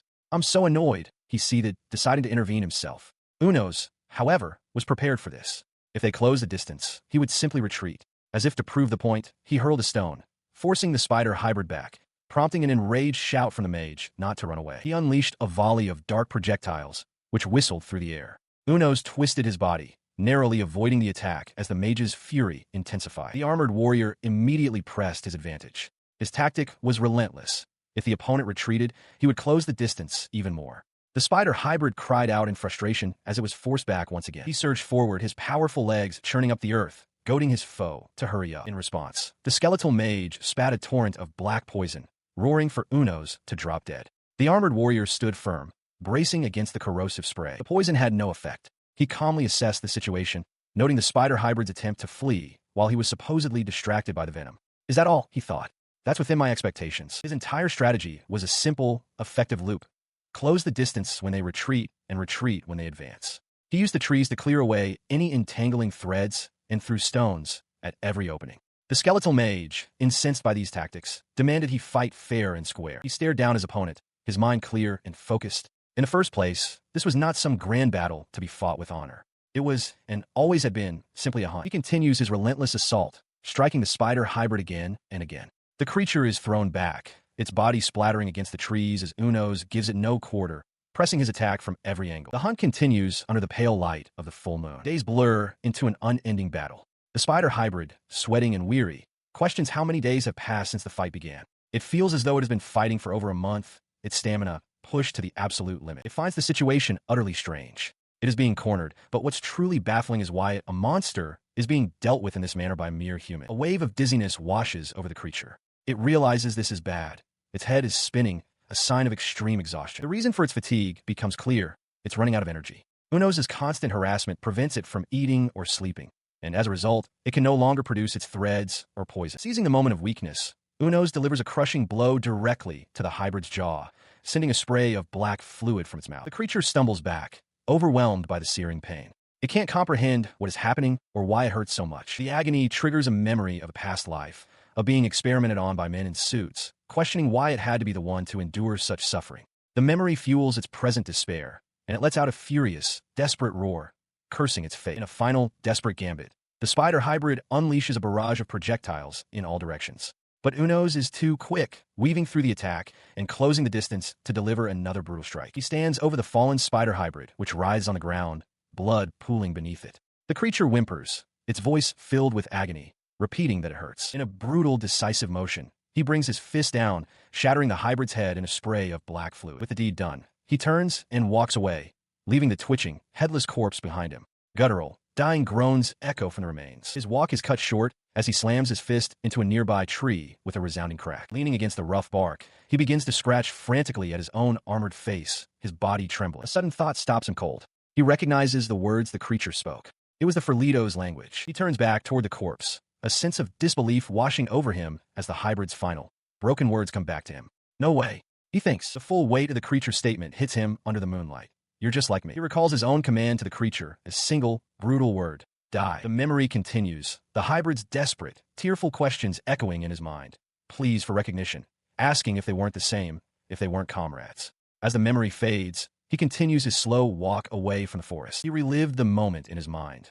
The sickening crunch as he obliterated the creature's head, silencing its plea of comradeship. The memory brought a surge of revulsion. Under the cold light of the full moon, he rejected the very idea, growling to the memory of the fallen creature, "Don't lump me together with you." Atop a rocky cliff, the monstrous form of Uno's surveys the rugged landscape, his large frame a stark silhouette against the sky. He takes a moment to reintroduce himself as Uno's, recalling the strange circumstances of his return, waking after 2 centuries to find himself transformed into a monster. His current location, he explains, is the Elven country, the Republic of Einhell. From his vantage point, he observes the peaceful lives of its inhabitants, like an elven woman and child walking through their village. His thoughts then drift to another matter, a loose end from his past mission. He suddenly remembers the Canaan reconnaissance he was supposed to conduct. He recounts his journey after defeating the spider-like creature, explaining that he traveled to the frontline city situated on the border between the Kingdom of Canaan and the Republic of Einhell. Upon arriving, he gazes at the city's fortifications and comes to a grim realization. The presence of simple ballistae on the walls tells him that they have abandoned science. Meanwhile, within an elven settlement, a blonde elf woman explains the local philosophy. In Einhell, nature worship is prevalent, leading to minimal development. As a result, she notes, monsters tend to increase more easily, a manageable issue for the strong elves, but a huge problem for humans. Back on the cliff, Uno's considers this very problem. The frontline city is supposed to be equipped with the highest grade weapons from Canaan specifically to deal with these monsters. But as he looks closer at the weapons, a jolt of shock runs through him. They are ballistae, the exact same model as those used 200 years ago. The shock gives way to profound disappointment. He concludes that the town is shabby and run down, and with that realization, he loses all remaining expectations for the Kingdom of Canaan. He stood overlooking a vast, sun-drenched valley, his mind made up. The next place he was curious about was Einhell. With a grunt of determination, he decided it was about time. With that thought, he leaped from the cliffside, descending rapidly. 16 days had passed since his arrival in the country, time he had spent learning about the elves. Now, he resolved to head toward the reconnaissance spot. From his hidden vantage point, he recalled what he'd learned. He had heard that elves were experts in magic, unlike humans who required incantations. The elves, however, used powerful magic endlessly and without any chance, a fact he considered to be total cheating. Beyond their magical prowess, he observed that the women there were incredibly attractive and noted that the men were as well. This mastery was possible because magic was an integral part of their daily lives. He watched them use it for the most mundane of tasks, lighting a fire, picking up an item, even drying clothes. It was this constant, casual use that allowed them to master it to such an extent. But as he watched from the bushes near a tranquil pond, he knew their magic wasn't the true terror of the elves. He felt a surge of anticipation, declaring internally that the greatest threat was here. It was about time. He mused on their reputation. It was well known that elves were renowned for their appearance, but seeing them firsthand revealed, it was on another level entirely. He considered this an undeniable truth, having personally observed over 100 elven women at this very reconnaissance spot. His patrol of the river area was complete. He felt he now fully understood the biology of this dangerous species. It was time he decided to move to the next spot. He arrived at reconnaissance spot number 02. From the cover of the foliage, his eye narrowed, its iris constricting as he focused intently on his target. His gaze locked onto a serene elf woman surrounded by 2 small children. He had found them. This was the one he called Miss number 06. He continued his assessment. Among all the elves he had seen, number 6 was particularly to his taste, and one of the two who posed a real threat. He noted her routine. Whether she was a teacher or something similar, she always brought children with her at this time. The name, he confirmed to himself, was of course a nickname he had given her. He continued his observation from a distance, his thoughts drifting to the aesthetics of the scene. He mused that while being completely unclothed was one thing, there was a particular appeal when wet undergarments clung to the body, becoming translucent. This sight filled him with a sense of awe, making him marvel at the sheer power of such eroticism. He also discovered a new faculty. By concentrating, he could now magnify his vision, allowing for an even more detailed inspection. He settled into a concealed position within the foliage, wondering if the same scene would play out again today. From his hiding spot, he watched the elf teacher and the children by the water's edge. His question was soon answered. The children began to play a prank on the teacher, with one of the boys tugging at her clothing. She cried out for them to stop, but Unos noted her gentle nature, realizing she was an easy target for their mischief. He concluded that this kind of interaction was precisely why the young boys behaved as they did. The teacher was left flustered by the prank. However, the young elf boy, far from being repentant, declared the situation outrageous and vehemently encouraged the others to continue. Crouched within the dense foliage, Unos lets out a weary sigh. He reflects on the day's events, thinking that number 6 had been amazing, as expected, and that even the little brat had performed well. In the distance, the elf teacher and her young charges laugh together by the water's edge. Suddenly, a rustling sound from the water snaps him to attention. He peers out from his hiding spot, startled and sweating. From the river emerges a tall, imposing elf woman with long, light hair and a dark blindfold covering her eyes. She leans directly over his hiding spot, her presence overwhelming him. She asks if he intends to give her no chance to rest. Flustered, Unos stammers her designation, number 08, noting that she has arrived earlier than usual. Internally, he can only think of her as a terrifying elf. His gaze remains fixed on her. He admits to himself that number 08 is an elf he is particularly interested in, for the simple reason that her breasts are so large. He continues his silent observation, recalling that she is always accompanied by 2 attendants. This leads him to believe she holds a significant status in her country. He also finds himself pondering the reason she never opens her eyes. Furthermore, he finds it intriguing that her bathing seems more ritualistic compared to the other elves. All these details combine to form a single conclusion in his mind. She is not an ordinary person. Number 08 possesses a mystique that makes her stand out. The weight of this realization strikes him with full force, his eyes wide with a mix of awe and terror. He feels utterly overwhelmed. He cannot afford to overlook a single one of her actions. The thought echoes in his mind. She is a terrifying elf, with an impact twice as powerful as he could have imagined. After the encounter, he remains seated in the forest, dazed and wiping sweat from his armored brow, trying to process what just happened. He watched the distant elves, a feeling of powerlessness settling over him. It was futile. Even after being shown such a feast, he was incapable of acting on it. He had to accept that fact. His thoughts drifted to a memory of a different being, a tall, skeletal figure who had once raged in frustration. It had screamed about its magnificent thing being gone, lamenting that no matter how it tormented its victims, it could not get the desired reaction. He recalled that the creature had also been adept at using its unique abilities. It felt as though it had awakened to its true nature far earlier than he had. The memory prompted a dark question. Had all the accumulated emptiness finally driven it to madness? Returning his focus to the present, he couldn't help but feel a strange sympathy for that brute. The thought that he might end up the same way was a persistent fear. As the elves began to depart, he silently wished for number 8 to be careful on her way home. He turned away from the river, engaging a built-in function for emotional suppression. It was a useful tool in times like these, preventing him from dwelling on matters that could not be changed. Standing alone amidst the trees, he surveyed the darkening landscape and noted that it was already quite late. The fading light signaled an opportunity. He knew the elves did not come to the river after sunset, making it the perfect time to gather supplies and wash his things. He set about his evening tasks, sharpening a magic sword that cut exceptionally well. Nearby, the carcass of his latest hunt was draining. As he prepared the meat, he noted that the taste was lacking and that he needed to find some salt. As he worked, night fell completely, the crescent moon rising high above the clouds as bats began their nightly flight. In the quiet of the forest, Unos rises from the leaf-strewn ground, unable to find rest. He lies back down, shifts, and sits up again, his mind clearly in turmoil. His agitation is fueled by the memory of another's words, a skeletal figure insisting there were many reasons to go back. It had argued that if he returned to the Empire, he might find more of them, other test subjects. He questions himself, wondering if his hesitation was simply because he couldn't make up his mind. In truth, he admits to himself, he has known for a long time that he should return to the imperial capital. The path there is perilous, leading through a vast forest and ruins teeming with monsters. He recalls a moment from the past, sitting in a derelict room surrounded by old newspapers. The date on them was stopped on May 2nd. This memory reinforces his deepest fear. He suspects the Empire is probably already gone, a truth he has known but refused to admit. If he goes back, he might lose even a tiny bit of hope that the Empire might still be continuing somewhere. Sitting alone in the darkness, he poses a chilling question to himself. If he confirms the worst, would he also end up broken, just like that skeletal figure? His gaze drifts to the river, where the elves are bathing. He acknowledges that watching them every day is enjoyable, a pleasant distraction, but it is not a solution. He finally understands. Deceiving himself and living with this peaceful lie might actually be more difficult than facing the truth he has been avoiding. He stood, his broad, armored back turned to the forest he had called home. The time for deliberation was over. With his mind made up, he began his journey across the desolate landscape. He knew what he had to do. He would go to the imperial capital. He paused on a rocky outcrop, calling out to those he was leaving behind. He announced his departure to number 06 and number 08, then turned and strode away without waiting for reply. His farewell, however, was directed towards a lively scene by the river. The elf teacher, number 06, was bathing with the children, playfully chiding them to stop as they tugged at her towel. Crouched behind the foliage, he watched them, his resolve crumbling. He admitted to himself that it was incredibly difficult to lie to himself and just leave. His gaze remained fixed on the peaceful scene, his departure stall. In a starkly lit room, a man with a chilling smile beckons a small, hesitant girl. He calls her Daira, telling her to come closer and remove her clothes, framing the order as a step toward becoming a great wizard. The memory shifts to the girl's profound distress. She feels disgusted and frightened, wishing only to go home to her parents.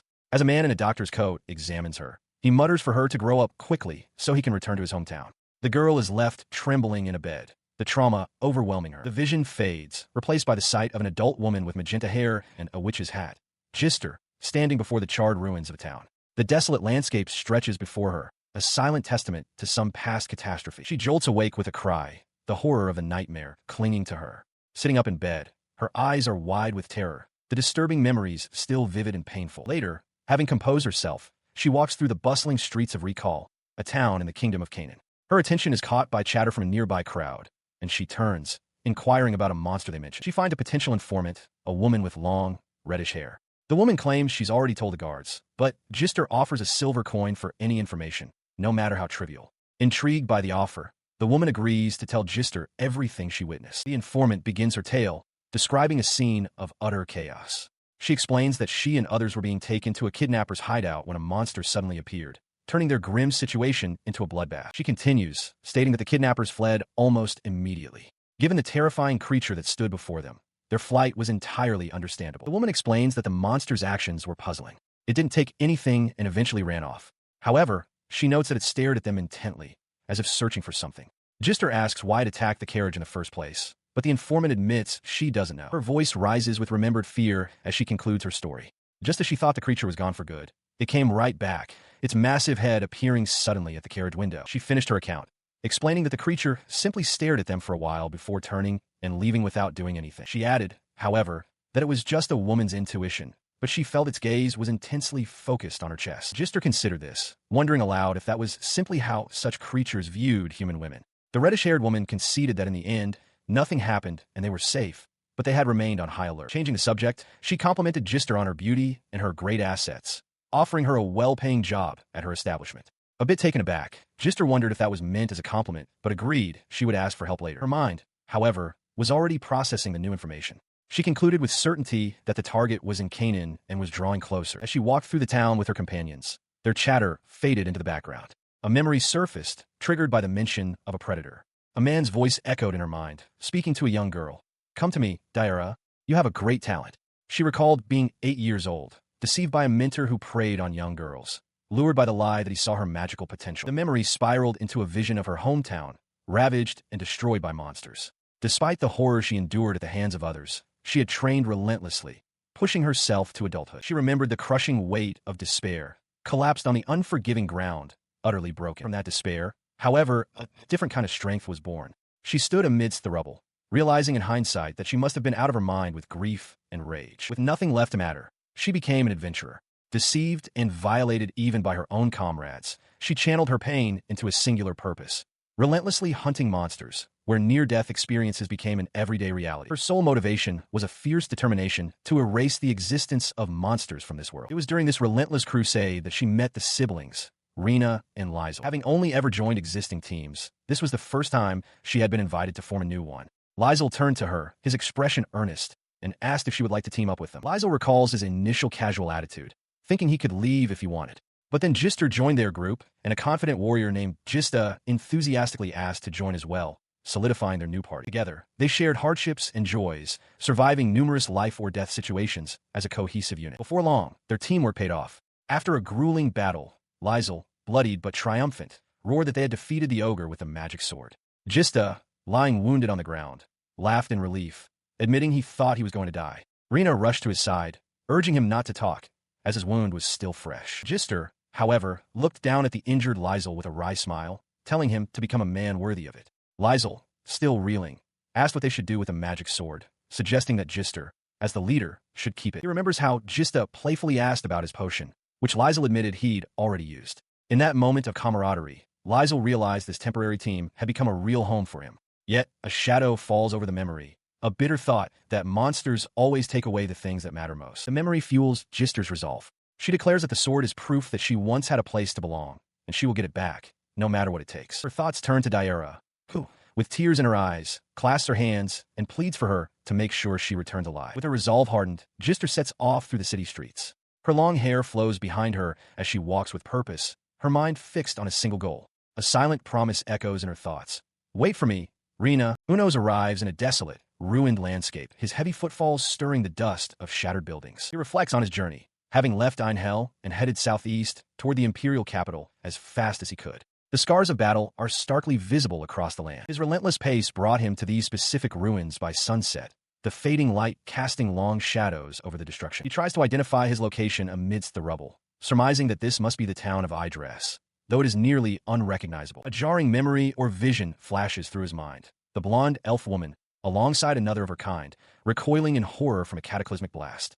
She cries out in disbelief, questioning if the elves themselves were the cause of such devastation. In this memory, he stands before them, observing their unclothed state. He makes a crude, imperial-style joke to himself, considering it a fair exchange for his voyeurism. The memory fades, and he continues his journey, running tirelessly through the night. He notes the silence, joking to himself that he can hear crickets after his internal quip before giving a thumbs up to the empty darkness. His pace is relentless, a powerful, ground-eating stride that carries him through the wilderness at incredible speed. He skids to a halt, his gaze fixed on a structure looming in the distance.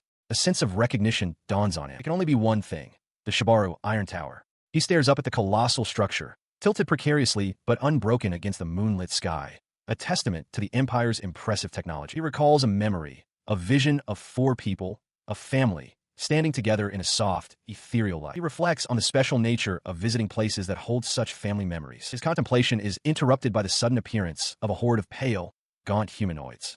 They swarm forward, murmuring amongst themselves, questioning what he is and where he came from. Observing the vast number of creatures, he notes their foul stench, a clear sign of their presence. He wonders aloud if their sheer quantity is due to a queen being nearby. A jagged grin spreads across his face. The timing is perfect. He declares to the now terrified horde that he is in the mood to let off some steam. As the sun rises, the aftermath is revealed. A field of carnage, littered with the dismembered and splattered remains of the entire horde. The ground is soaked and stained, a testament to the brutal efficiency of the slaughter. Leaping through the forest, he reflects that exterminating them took longer than he had anticipated. Nevertheless, he expects to see the town of Aegis soon. He stops, looking out over his cityscape. It is more ruined than he expected, and an unsettling feeling washes over him. He notes that unlike every other overgrown town he has seen, this one is gray, like ash. He surveyed the utter devastation, his gut feeling unfortunately proven correct. The entire town was nothing but ashes, completely incinerated. He wondered what could have caused such thorough destruction. Could have been the elves' magic? No. Even in a war, this level of annihilation seemed senseless. A wild guess then formed in his mind. He recalled a man in a suit discussing an ultimate weapon and considered the horrifying possibility that this was the result. It seemed entirely plausible for the Empire. If they had truly unleashed such a weapon on the imperial capital itself, the implications were staggering. Driven by this new urgency, he broke into a sprint once more. He knew he should rest, having run nonstop since leaving Einhell and even exterminating goblins along the way. But the thought was quickly dismissed. His resolve hardened. He had to get to the capital as quickly as humanly possible. He skidded to a halt. A sudden realization struck him, something he hadn't wanted to admit. Why didn't I notice it sooner? He thought to himself. He looked up, the pieces clicking into place. The truth had been right in front of him all along. Before him stretched a vast, desolate landscape. He stood at the edge of an immense crater, the true scale of the cataclysm now horrifyingly clear. Taking a step forward, his foot sank into the damp ground at the crater's edge. He knelt, feeling the texture of the ground. It was sand. A strange thought surfaced amidst the devastation. He had never been to the beach, and he wondered if this is what it felt like. He stared into the vast, empty bowl carved from the earth, contemplating the immense quantity of explosives required to create such a massive crater. This, he realized, must be the ultimate outcome of technological advancement. It was no wonder they gave up on it. This single devastating sight explained why Canaan had abandoned science entirely. His mind conjured an image of the Empire's gleaming cities, a testament to that very path.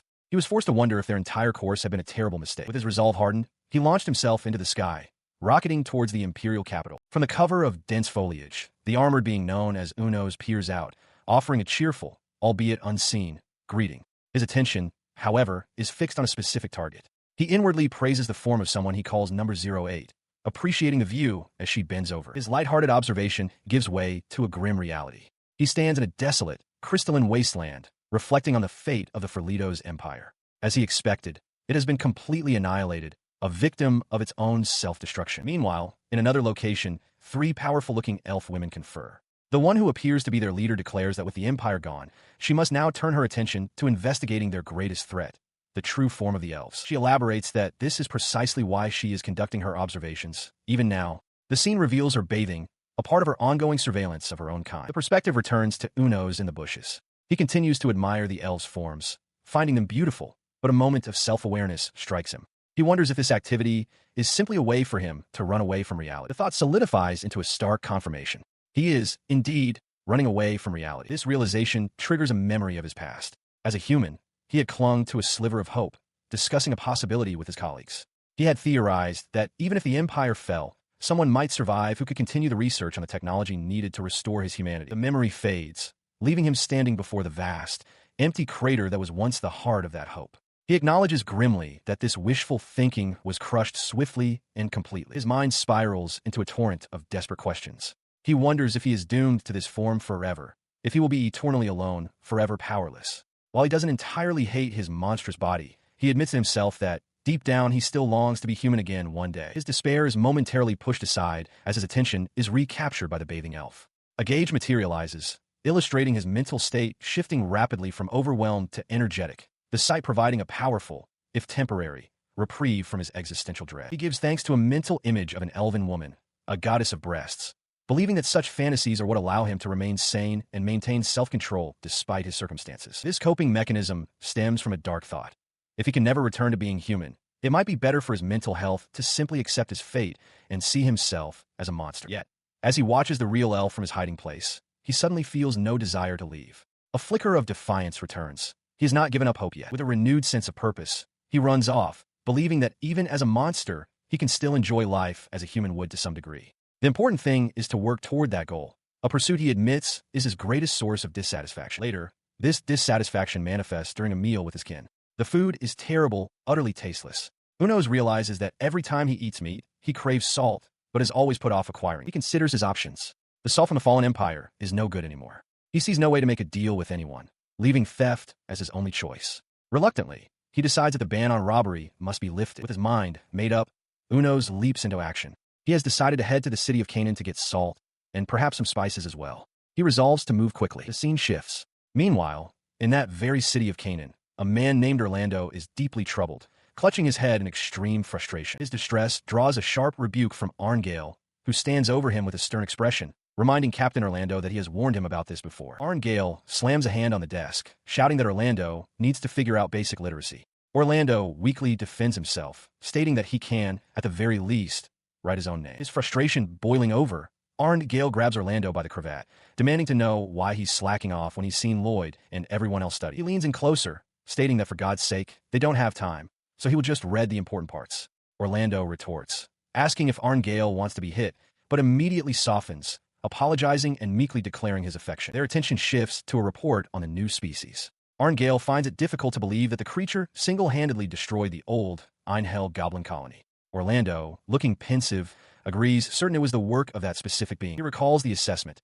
Its threat level was only designated disaster class because there was no major damage. In truth, the strange creature isn't at its highest level, and its appearance alone signals that more destruction is inevitable. The prospect of greater conflict brings a greedy smile to Orlando's face. He declares that when that happens, the bounty will increase, and his unit, the Daybreak Battlefield, will be the one to claim the prize. His commander's blatant avarice earns a weary sigh from Arngale, who remarks that Orlando has the word money written all over his face. Orlando laughs it off, admitting that they do still want the money. With hands on his hips, Arngale tells him he's had enough and to keep his warmongering in check. He gets back to business, explaining that their funds are draining from buying swords to combat the new species.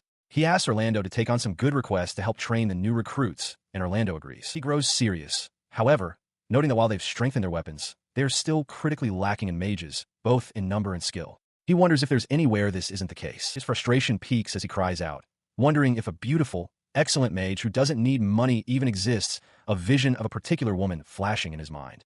Arngale sighs, confirming that even the kingdom of Caesarea is lacking in skilled mages. He recoils in shock as Arngale calmly states his intention to relay their conversation to a woman named Annie. Flustered, Orlando mutters to himself that a sexy woman with a large bust would be a great addition. Arngale's expression turns sly. He muses aloud, "Why indeed? Let's see," before pointedly asking Orlando why he would bring her up in the first place. The direct question sends Orlando into a flustered panic, his face contorting with stress. Arngale, enjoying the moment, brightly suggests a solution. He has heard the tavern has a bottle of 200-year-old Randile that might just wipe his memory clean. Orlando shouts in disbelief at the implied cost. At that moment, Annie herself walks in, cheerfully asking what is happening and if Orlando is treating them.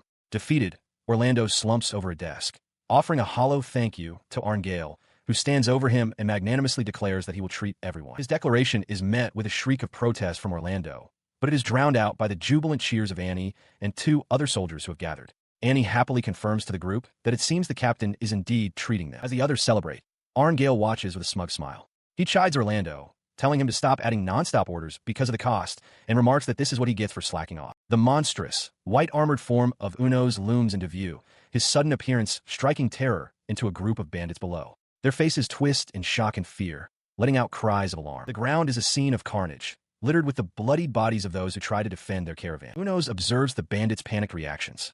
He cannot understand their words, but their surprise at his presence is perfectly clear. His gaze widens to take in the full situation. He has just arrived in Canaan only to stumble upon this brutal attack. The coachman and guards are dead, and a blonde woman lies injured on the ground. The bandits are in disarray, shouting amongst themselves about what to do. He then notices that the woman's torn clothing reveals some kind of padding on her chest. Taking a moment to process the grim scene, he brings his hands together in a quiet prayer for the fallen, thanking them for their hard work and wishing them peace, though he keeps his other observations to himself. His brief moment of reverence is shattered when he realizes the bandits have not fled. One lunges, his sword breaking uselessly against Unos's armored form, startling the large creature. He is confused as to why they are attacking him. The bandits surround him, shouting accusations and questioning if he's a goblin leader, urging each other to attack. Having made his decision, his arm whips through the air in a powerful strike aimed at one of the aggressors. He resolves that against these bandits, he will not hold back. His fist connects with a man's head, causing it to explode in a shower of gore. He moved with brutal efficiency, ignoring the bandit screams. One of them was impaled through the chest, the force of the blow sending a spray of blood into the air. He knew it was too late for them to run. At this point, he couldn't stop himself anymore. He then launched himself through the air, a blur of white armor, as the remaining men scattered. One fell to his knees in the mud, pleading for him to stop, his face a mask of pure terror. As the bandit begged, an odd memory surfaced in his mind, a smiling, bespectacled woman in a classroom setting. He recalled her words, advice from her own mentor, suggesting one should always take the initiative to get on people's nerves. He agreed with the sentiment completely. Yes, sensei, he thought with grim finality. With this grim mantra reinforcing his actions, he brought his bladed arm down in a devastating arc, deciding that now was the time to end it. After the slaughter, his mind clarified the source of his inspiration. He was looking at an adult magazine featuring the same woman. He mused that she was his sensei to whom he was greatly indebted, before correcting himself with the thought that all of his actual teachers had been men. He stood amidst the carnage he had created, the dismembered bodies of the bandits littering the forest floor around him. He let out a guttural sound, Gafu, surveying the scene. He reflected that it was the same as always. He had gone too far. Even though they were bandits who had killed people, they were still human, and he had been unable to stop himself. He rationalized that from Canaan's perspective, it was a win-win situation, saving them the trouble of a trial. His introspection complete, he approached the caravan he had saved. He considered a large sack of salt as fair payment for dealing with the bandits. Taking it, he offered a simple, thank you for the meal. His action, however, was met with sheer terror. The survivors from the caravan began to scream, crying out that he was a monster and that they were all going to be killed. One even tried to mimic his earlier sound, perhaps as a desperate plea. Having left the caravan behind, Unos continues his journey alone, walking along a rocky path that winds through a dense forest. He is in exceptionally high spirits, a wide, joyful expression on his face, his mouth forming the shape of a heart. The source of his delight becomes clear. He has successfully obtained 2 large jars filled with salt. He sits and reflects that, Despite all the wagons, the rest of the spoils were quite disappointing. Now, having only eaten dried meat for so long, he eagerly anticipates cooking all sorts of new things with his prize. He considers the other items he took. Some wool to use as cushioning for the precious salt jars, and a rather uninspired water jug. He had initially been hopeful about the jug, as it was found inside an expensive-looking box and bore an elaborate design, leading him to believe it might be some kind of magic item. However, after trying various things with it, nothing happened. His next thought was to use it simply as a water jug, but upon inspection, he was shocked to discover a hole in its base, wondering how he hadn't noticed it before. He concludes that whatever its original purpose was, it's useless to him now. He guesses it must be a decorative piece from a fountain statue, and, with that realization, tosses it aside. Lying on the ground, he considers the fragility of the glass jars. Even with the wool padding, the risk of them breaking has been a constant worry during his travels. He resolves to find a more suitable container for the salt at the Airquell shopping mall in the morning. He reflects on his recent movements, traveling back and forth between Canaan, the Empire, and Einhell. With more travel there likely in the future for various reasons, he concludes that establishing a proper base of operations within the Empire would be a convenient and strategic move. He lay on his back, contemplating the idea of a base. The more he considered it, the more brilliant it seemed. If he stocked it with essentials, it would be well worth the effort. He sat up, energized by the thought, convinced it was a truly great idea. His excitement grew, realizing it felt like building a secret hideout. The childish thrill of such a project delighted him, reminding him that he was, after all, just a guy who enjoyed such things. He began to seriously consider the logistics, focusing on a location. A spot near both Einhell and Canaan would be heavily wooded, making a poor choice. Instead, he concluded that the area north of Idris, or somewhere nearby, would be perfect. As night fell and a crescent moon rose in the sky, he finalized his plans, anticipating that the following day would be a busy one. The next day, he journeyed onward, the large salt jar on his back slowing his pace slightly. He noted his proximity to Idris and acknowledged that he had finally returned to his homeland. While walking through the dense forest, he suddenly stopped, letting out a questioning grunt as something caught his eye. He squinted, thinking he saw a color in the woods that simply shouldn't be there. Wondering if it was an artifact, he decided to move closer, as the trees obscured his view even when he tried to zoom in. His eye focused, optically zooming in on the distant anomaly. He then broke into a run, moving swiftly through the undergrowth to investigate. He crashed through the foliage, his expression shifting to one of alarm as he got a clear view. Stopping short, a cold sweat beaded on his skin. He realized that even if he wanted to avoid it, he couldn't. A dreadful possibility dawned on him as he stared at the sight before him. He had found it. There, nestled incongruously amongst the dense trees, stood a stark white building. Its clean, modern, block-like architecture was a jarring sight in the wilderness, a place that should not exist here, yet did. It was the source of his unease, a structure he recognized with a sinking dread. With heavy, determined steps, Unos approaches a modern, blocky structure nestled in overgrown foliage. A jolt of recognition runs through him. The facility looks just like the one where he first woke up. He stands amidst the wreckage of what was once a laboratory, shattered containment pods littering the floor. He had tried not to think about it, but he knew this was the place where his nightmare began. He had tried to just turn a blind eye, to ignore the truth of his origins. But now he had found it. With a powerful, resounding step, he moves toward the entrance, his resolve hardening. Meanwhile, at Karnash Fortress in former Imperial territory, Gister stands atop the battlements. She looks down at the assembled soldiers, sighing to herself at the thought of storming a major stronghold just to deal with goblins. She reflects on the fortress's history. It originally belonged to Canaan, but was occupied by the Empire for a long time. It seems she realizes that this is no ordinary fortress. A memory flashes through her mind. A chaotic battle. A monster exploding in a shower of gore amidst the fight. Back in the present, she leans against a window frame, her expression troubled. She admits to herself that she only accepted this job because the pay was good. She can't help but remember that past event, which is precisely why she hadn't wanted to come here. Her frustration erupts. It's all that monster's fault. Because he moved to Canaan, she ended up broke after having to cross the border illegally, costing her extra money. As she fumes, a familiar voice calls out from behind her, "Yo, Nachon."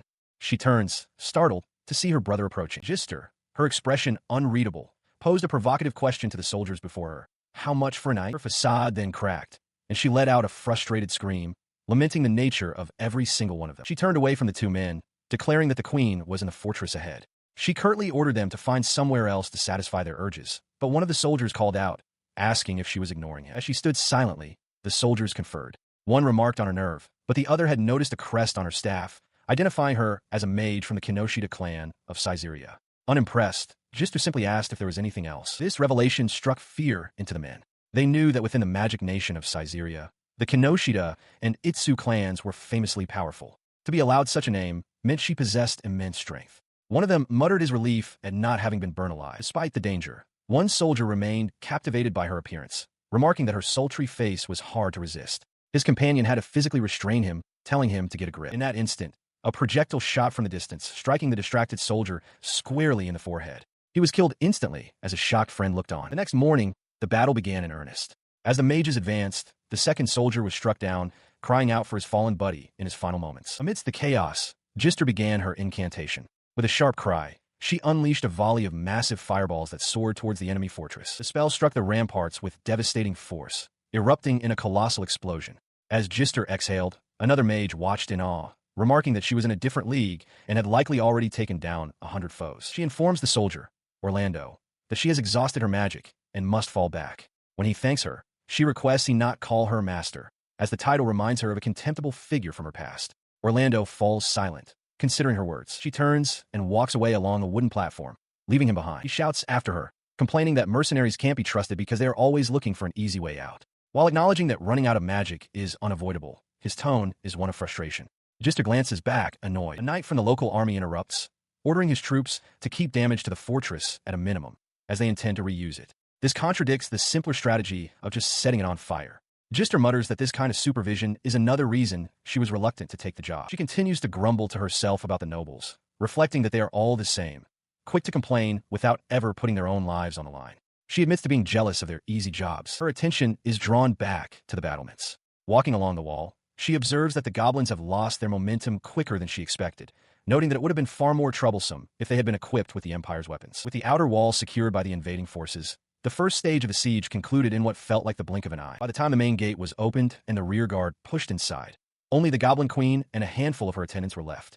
Orlando stands ready, his great sword raised high, preparing to face the queen herself. With a ferocious grin, he brings the massive blade down in a powerful arc, sending a dark spray of blood splashing across the stone floor. She watches the brutal display with an expression of impressed surprise.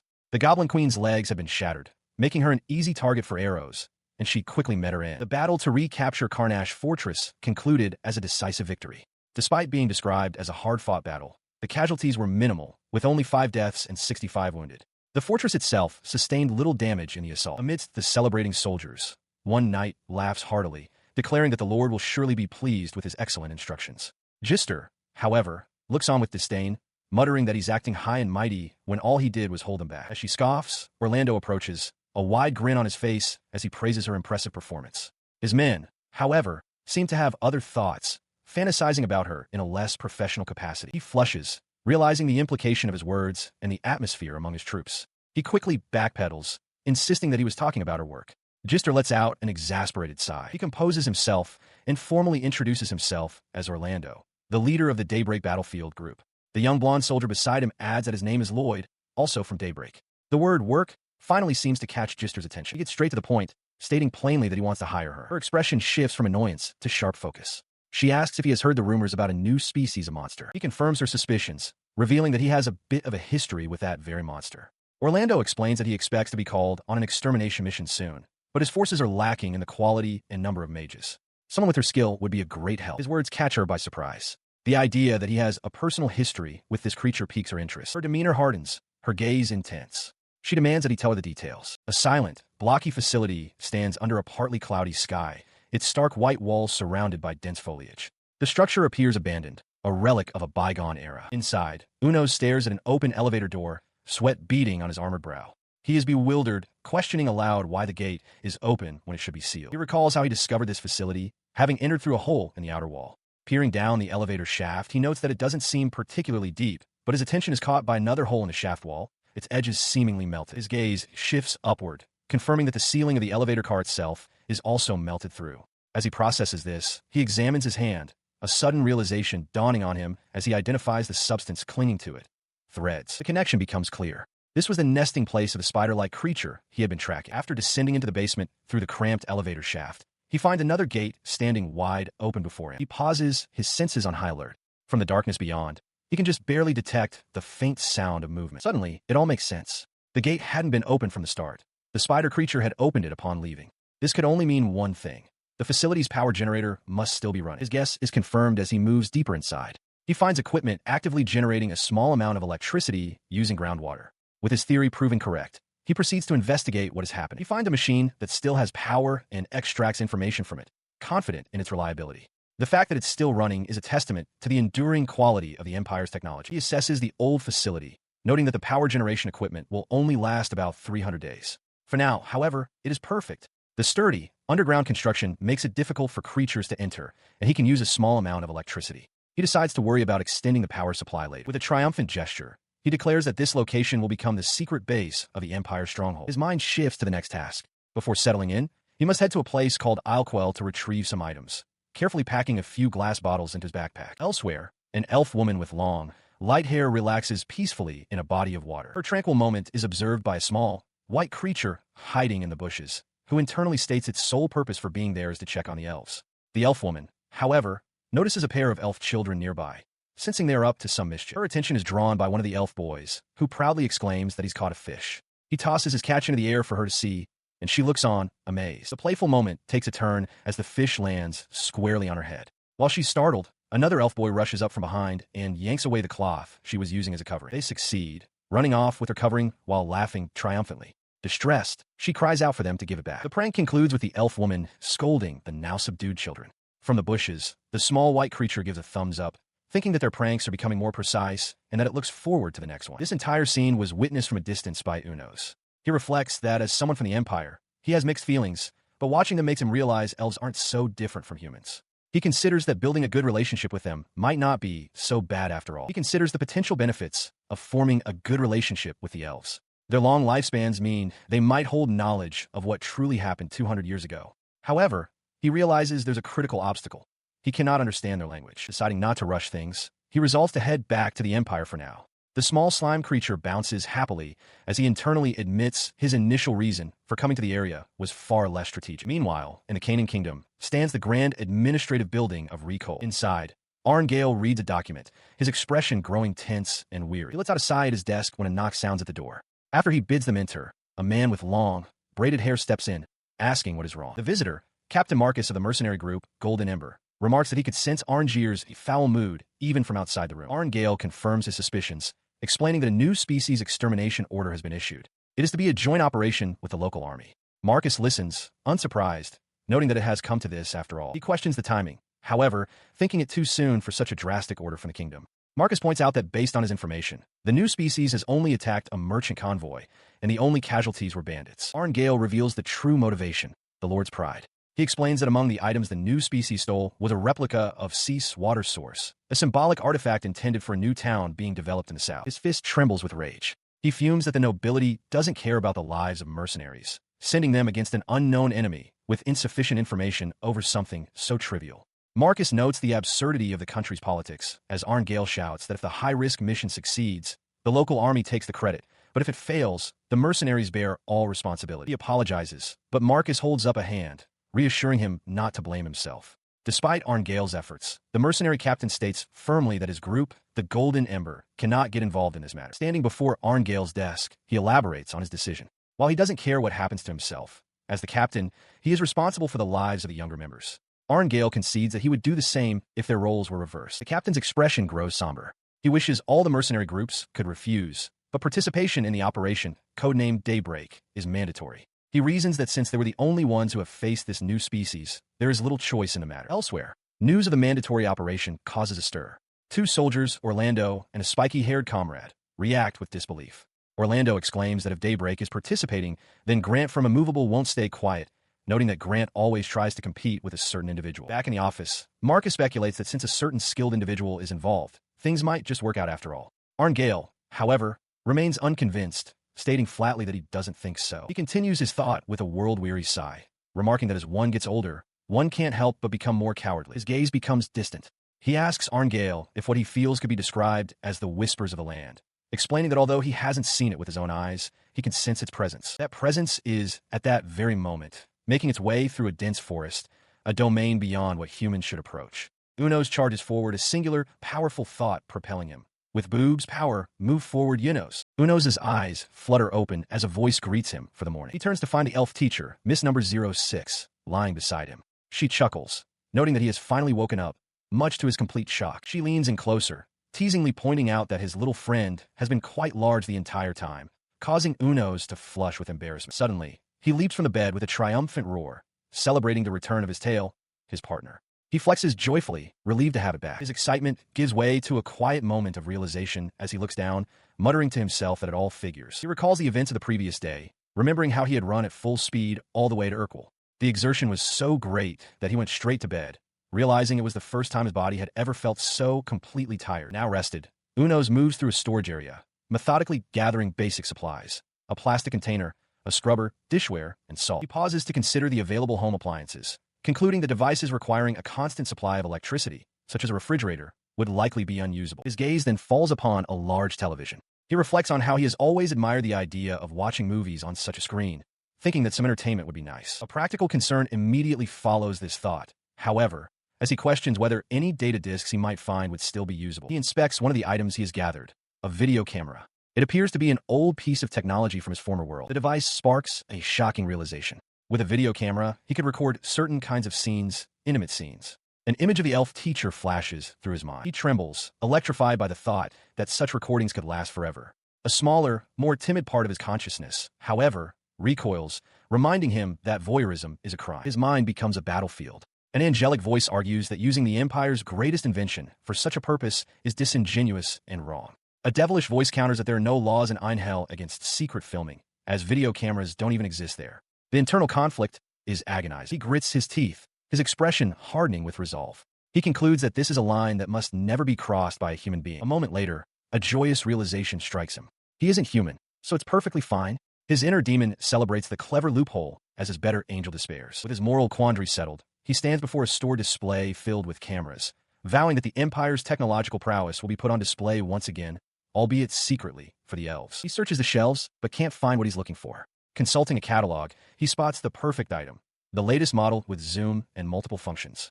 His excitement fades when he realizes it's sold out and not in the backroom either. He briefly considers settling for his second choice, but immediately rejects the idea of compromising. A map reveals a new destination, Jisvaya, a town that prospered from its weapons factories and is also famous for its electronics district. Clutching a newly acquired television and disc player, he raises a fist, declaring that he will run any distance necessary in the name of lewdness.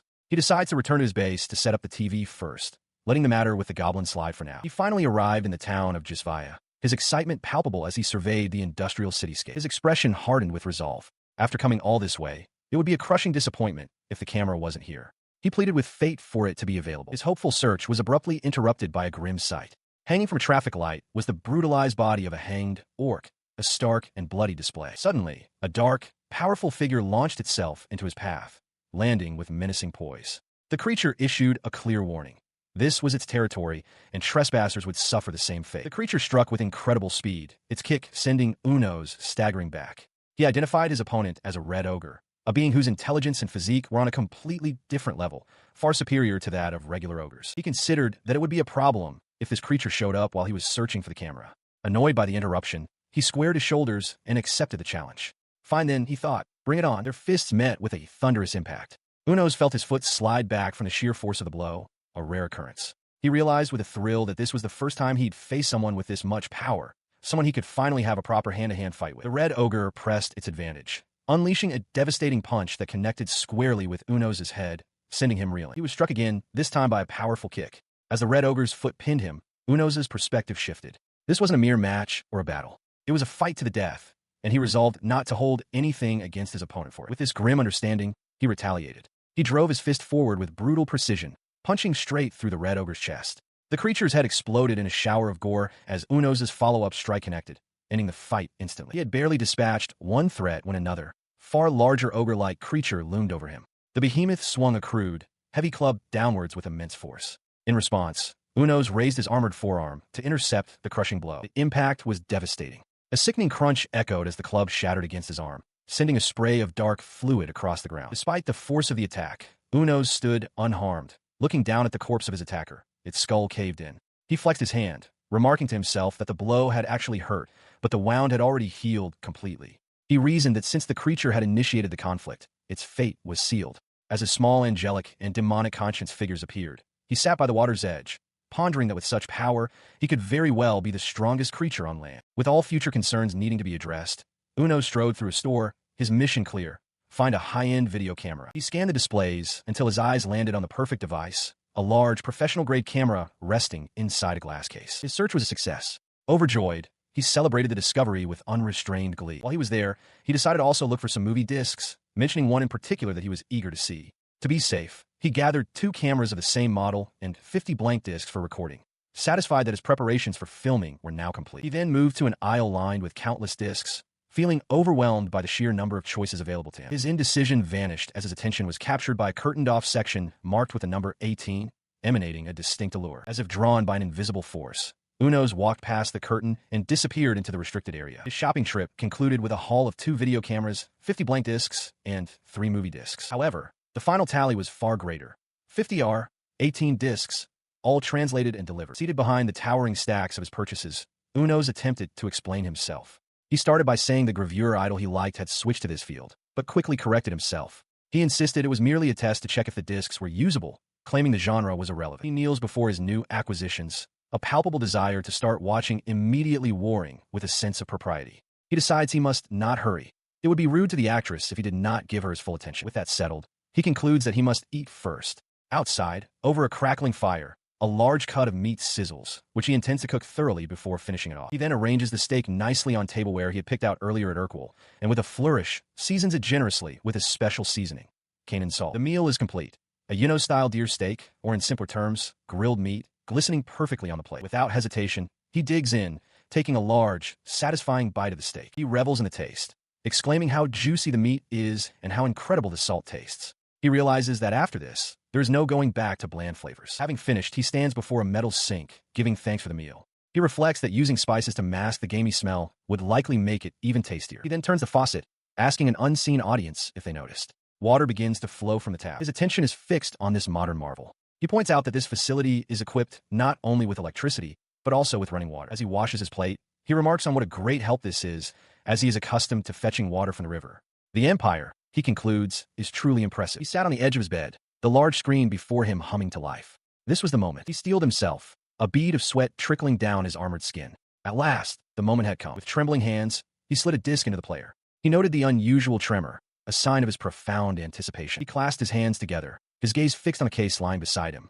A desperate plea formed in his mind. Come on, please work. But nothing happened. A violent tremor ran through his body, shaking the very bed he sat on as his hope turned to agitation. The shaking continued, a physical manifestation of his growing disbelief and frustration. His mind raced, refusing to accept the outcome. No, he thought. There's no way it doesn't work, right? But the reality was undeniable. He collapsed face first onto the mattress, defeated, surrounded by the evidence of his many failed attempts. None of them had worked. He lay there, motionless, the weight of his disappointment pressing down on him. Then, a sudden, jarring thought pierced through his despair. He shot up, his eyes locking onto a nearby video camera. If the discs didn't work, did that mean the video cameras were also useless? He turns his attention to another device, a record player, hoping for a different outcome. Seeing the red light indicating it is recording, he holds a camera and pleads silently for this one, at least, to function correctly. But this attempt also ends in failure. With a roar of pure frustration, he smashes the machine with his powerful fist, the sound of crunching metal echoing his despair. He collapses in agony, questioning the Empire's supposed technological superiority. He wonders aloud why their advanced systems can't handle simple discs that have managed to survive for 200 years. Then, a new thought cuts through his anger. It might not be the discs that are faulty, but the player itself. This realization sparks a sense of urgency, and he decides he must return to Urquell immediately to investigate. He stares at one of the disc cases, the desire to try a new player burning within him. Yet, he hesitates, a wave of exhaustion and doubt washing over him. Clutching the discs to his chest, he reflects on their importance. They are not mere objects. They're the new hopes that have begun to bloom inside him, a promise of something to look forward to. The thought of losing this fragile hope is terrifying. He realizes that if it is extinguished, he might truly descend into madness. His hands clench into tight fists, a physical expression of his desperate resolve to hold onto this last shred of sanity. For now, he decides the only course of action is to sleep. He curls up, vowing that someday, when he is strong enough to endure even the potential loss of this hope, he will find a new player. As he drifts into slumber, his dreams reveal the source of his obsession, a vision of number 06 and number 08, the 2 elf women, laughing and playing together on a beach. He drifts in a state of pure bliss, the object of his obsession floating before him in the starry expanse of his mind. Yet, even in this perfect moment, a profound sorrow taints the dream. Unos is devastated by his recent experiences, but he knows he cannot remain mired in sadness forever. His attempt to distract himself at the new base proved unsuccessful. In an effort to improve his quality of life, he travels to the Canaan Highway, hoping to acquire some salt. From his hiding place among the bushes, he spots 3 wagons that appear to be stuck and show no signs of movement. He reasons that since they cannot escape, there is no need for him to remain camouflaged. He steps out into the open, his sudden appearance causing 2 men by the wagons to cry out in terror. They immediately turn and flee in a desperate panic, abandoning their cargo. He approaches the wagons, noting that with 2 still remaining, the men could have moved after all. He finds their hasty retreat odd but refreshing, and decides to help himself to their abandoned goods. His search leads him to a small sack of dried meat. As he brings it closer to inspect, he recoils from a strong, unnatural chemical smell. The strange scent triggers a sudden, dawning horror. He realizes with a jolt that he has fallen completely for some kind of trap. Just then, the thunder of approaching hooves fills the air, and a sharp, focused eye watches from a distance. The source is revealed: the Canaan Kingdom's army, arrayed for battle. A knight commander on an armored steed observes the scene, noting that the mercenaries they used as bait are now outnumbered. Surrounded, Unos quickly assessed the force arrayed against him. He had severely underestimated them. He counted at least 300, perhaps even 500 soldiers. He considered his options. Running was out of the question. It would only delay the inevitable. He had always known that his continued raids in Canaan would eventually lead to this, but he hadn't expected such a swift and massive response. He glanced at the salt pot, the reason for this entire confrontation, and wondered how to proceed. He grimaced, realizing his choices were limited. He could either go easy on them and simply fight his way out, or he could unleash his full power and massacre the entire army. No matter which path he chose, the outcome felt depressingly similar. He analyzed the repercussions. If he held back, their defeat would be a blow to the military's honor. But if he went all out, destroying an entire army single-handedly would brand him a threat not just to the nation, but to the world itself. Both scenarios demanded he crush them without mercy. Either way, he concluded with a sigh. Traveling through Canaan would become much more difficult, with heightened alerts and decreased wagon traffic. His deliberation concluded. He faced the armored ranks of the Canaan Kingdom army, their commander at the forefront. The commander pointed a gauntlet hand directly at him, their voice ringing with authority. They declared that he, the foolish monster, had fallen completely into their trap and made a grave error in turning the great Canaan kingdom into an enemy. They promised he would regret this in hell. He listened to the theatrical declaration, a grim smile spreading across his face. The commander's speech sounded like a performance on a stage. He acknowledged to himself that he, too, had become quite aggressive. He straightened up, accepting the challenge. He would face them head-on, just as they wished, and deal with the consequences as they came. In response to his acceptance, the commander raised their arm and roared an order to the archers lined up behind them. "Don't hesitate. Shoot it." As the arrows flew, Uno stood his ground, unfazed. The commander, watching from horseback, knew that playing by the book would be boring. The arrows were unlikely to pierce his armored hide. They would have to rely on the mercenaries for the next phase of the attack. Leading the mercenary charge, a spiky-haired captain on horseback roars his challenge. Identifying Unos as a halberd user, he spurs his horse forward, shouting with excitement to see what the monster is capable of. He closes the distance, but his target begins a magic incantation. The captain realizes the monster is attempting a hit-and-run combo and vows not to let him escape. Unos, meanwhile, is surprised by the captain's unexpectedly fast move, abandoning his weapon and horse to press the attack on foot. The incantation culminates in a massive explosion that engulfs the charging mercenaries. Through the smoke, Unos and his duplicates emerge completely unscathed. He observes that the quality of the mage's attack was unimpressive, finding the lack of damage almost exciting. With a confident stance, he declares it's his turn to act. Before he can make his move, the mercenary captain bursts through the smoke, his halberd swinging in a wide arc that slices into Unos' side. The monster is shocked that the blow actually cut him, wondering if the halberd is enchanted or if its ability to return to its wielder is a special property. He concedes that this opponent will be an entertaining one. He presses his advantage, unleashing a furious flurry of strikes that Unos parries.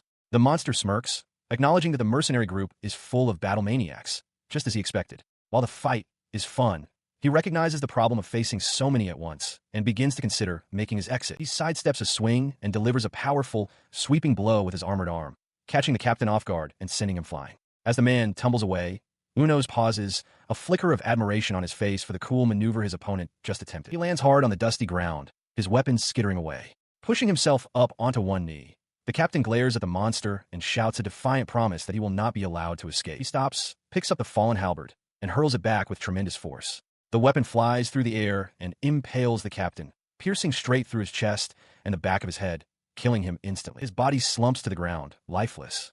Unos stands over the fallen warrior, his posture relaxed, and issues a challenge to the stunned onlookers. Who's next? He declares that if no one comes to him, he will go to them. His challenge hangs in the air, met with silence from the surrounding forces. From the command line, the Canaanite commander roars in frustration, demanding to know what the archers and mages are doing. The commander orders them to hurry up and take down the monster. On a chaotic battlefield, Unos faces a line of enemy mages, a grim satisfaction spreading across his face.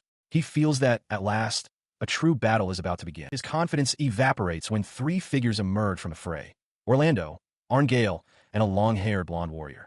The sight triggers a traumatic memory for Unos, causing him to recoil as Orlando greets him casually, remarking that it has been a long time. Overcome by a surge of primal fear and rage, he lunges forward, throwing a powerful punch aimed directly at Orlando. The warrior sidesteps the blow, and Unos' fist smashes into the empty space where he once stood. Orlando holds his massive sword defensively, clicking his tongue in annoyance. He correctly deduces that after their first encounter, Unos realized blocking his strikes was pointless and has now switched to a strategy of evasion. Roaring a promise to land a punch, Unos swings again with tremendous force. The blow connects with an explosive impact, but Orlando has already moved, leaving the attack to hit nothing but air. Orlando retaliates with a swift upward slash, his blade striking Unos' side. The attack startles Unos, who had let his guard down, thinking his opponents were weak. He realizes with a jolt that he was tricked into lowering his defenses. Before he can fully recover, Orlando stands his ground, demanding Unos' full attention. Soldiers of the Canaan Kingdom army swarm the area, completely encircling the monstrous warrior. Seeing the tactical advantage, Orlando calls for his archers to make ready. The command to fire is given, and Unos braces for the volley. He is baffled by the knight's terrible coordination. They are completely out of sync. As arrows fly, one clanging harmlessly off his armor, his attention is stolen by a charging figure. The blonde warrior, whom he recognizes as number 05, dashing recklessly through the friendly fire. She closes the distance with her magic sword drawn. Unos watches her approach, confused by her plan, as he knows such weapons are ineffective against him. As she nears, a confident smirk plays on her lips, and he realizes something is amiss. Instead of striking, she hurls a small vial that shatters against his chest, splashing him with a dark liquid. A moment of shock passes before the horrifying realization dawns on Unos. It's poison. He recoils as black, flame-like energy erupts from the point of impact. The poison courses through him, a foreign power spreading through his armored form while Orlando and his companions watch the effect take hold. He realizes with a jolt that a direct hit would have been catastrophic. From a distance, Orlando and the blonde female warrior observe the monster, with Orlando marveling at its ability to alter a spell's trajectory and his companion questioning how such a creature could ever be defeated. But instead of succumbing, an unexpected sensation washes over him. Recognizing the magic as belonging to the mage from earlier, a wide grin spreads across his face. He realizes this is the first time since gaining this body that he has felt such pure joy, a feeling he punctuates by smashing a Canaan soldier into the ground. Towering over the terrified ranks, he announces that playtime is over and challenges them to fight as if their lives depend on it. The soldiers, however, break formation completely, screaming in terror. Unos watches their pathetic display, his amusement souring as he realizes they are not ready to die and the fun is ending prematurely. He roars at them not to be a buzzkill, but their commander shouts to stay calm and reform are useless against the tide of panic. Unos looks on with contempt, concluding that the Canaan army is completely useless. Just as his disappointment peaks, a new figure thunders onto the battlefield. A soldier cries out the names of his lords in relief as the fully armored Canaanite commander, mounted on a warhorse, announces his arrival to assist. The commander's grand entrance fails to impress him, as the knight is immediately swarmed by his own panicked men. Dismissing the kingdom's army as finished, Unos turns his attention to another group on the field, roaring at them to stop playing around. He pauses for a moment, his armored body venting steam from the exertion. From a distance, the blonde elf woman watches the scene unfold, a bead of sweat on her brow as she takes a steadying breath. With his decision made, he lunges forward, closing the distance to the mercenaries in an instant. Seeing the monster commit, Orlando shouts that he is going in, and his companions acknowledge the order. He clashes with Orlando, who meets the charge with his greatsword. Unos understands the plan instantly. Orlando is keeping him busy while the others counter. Just as he expects, another mercenary swings a heavy blade at his side, forcing him to block as the coordinated assault begins. He endures the mercenaries' coordinated assault. The blonde warrior spots an opening, shouting that she can see him as her axe strikes his armored form. Another mercenary attacks from the side, while Orlando watches with a tense expression. The flurry of attacks proves futile. In an instant, he is the only one left standing, surrounded by the fallen bodies of his attackers. A frustrated curse escapes his lips. He catches his breath, reflecting that he had been holding back. He reasons that there probably aren't many dead, and anyone who perished was simply unlucky. A cough racks his body as he wonders if the battle is finally over. That thought is immediately proven wrong. The air crackles with immense magical energy as a colossal crystalline projectile hurtles toward him, accompanied by a woman's powerful cry. The massive crystal slams into the earth just before him, shattering the ground on impact. He stares, momentarily stunned by the sheer force of the spell. The shock gives way to a cold dread. He realizes with terror how close he came to death. A direct hit from that would have certainly decapitated him. His gaze snaps toward the source of the attack, where a group of mages are collapsing from exhaustion.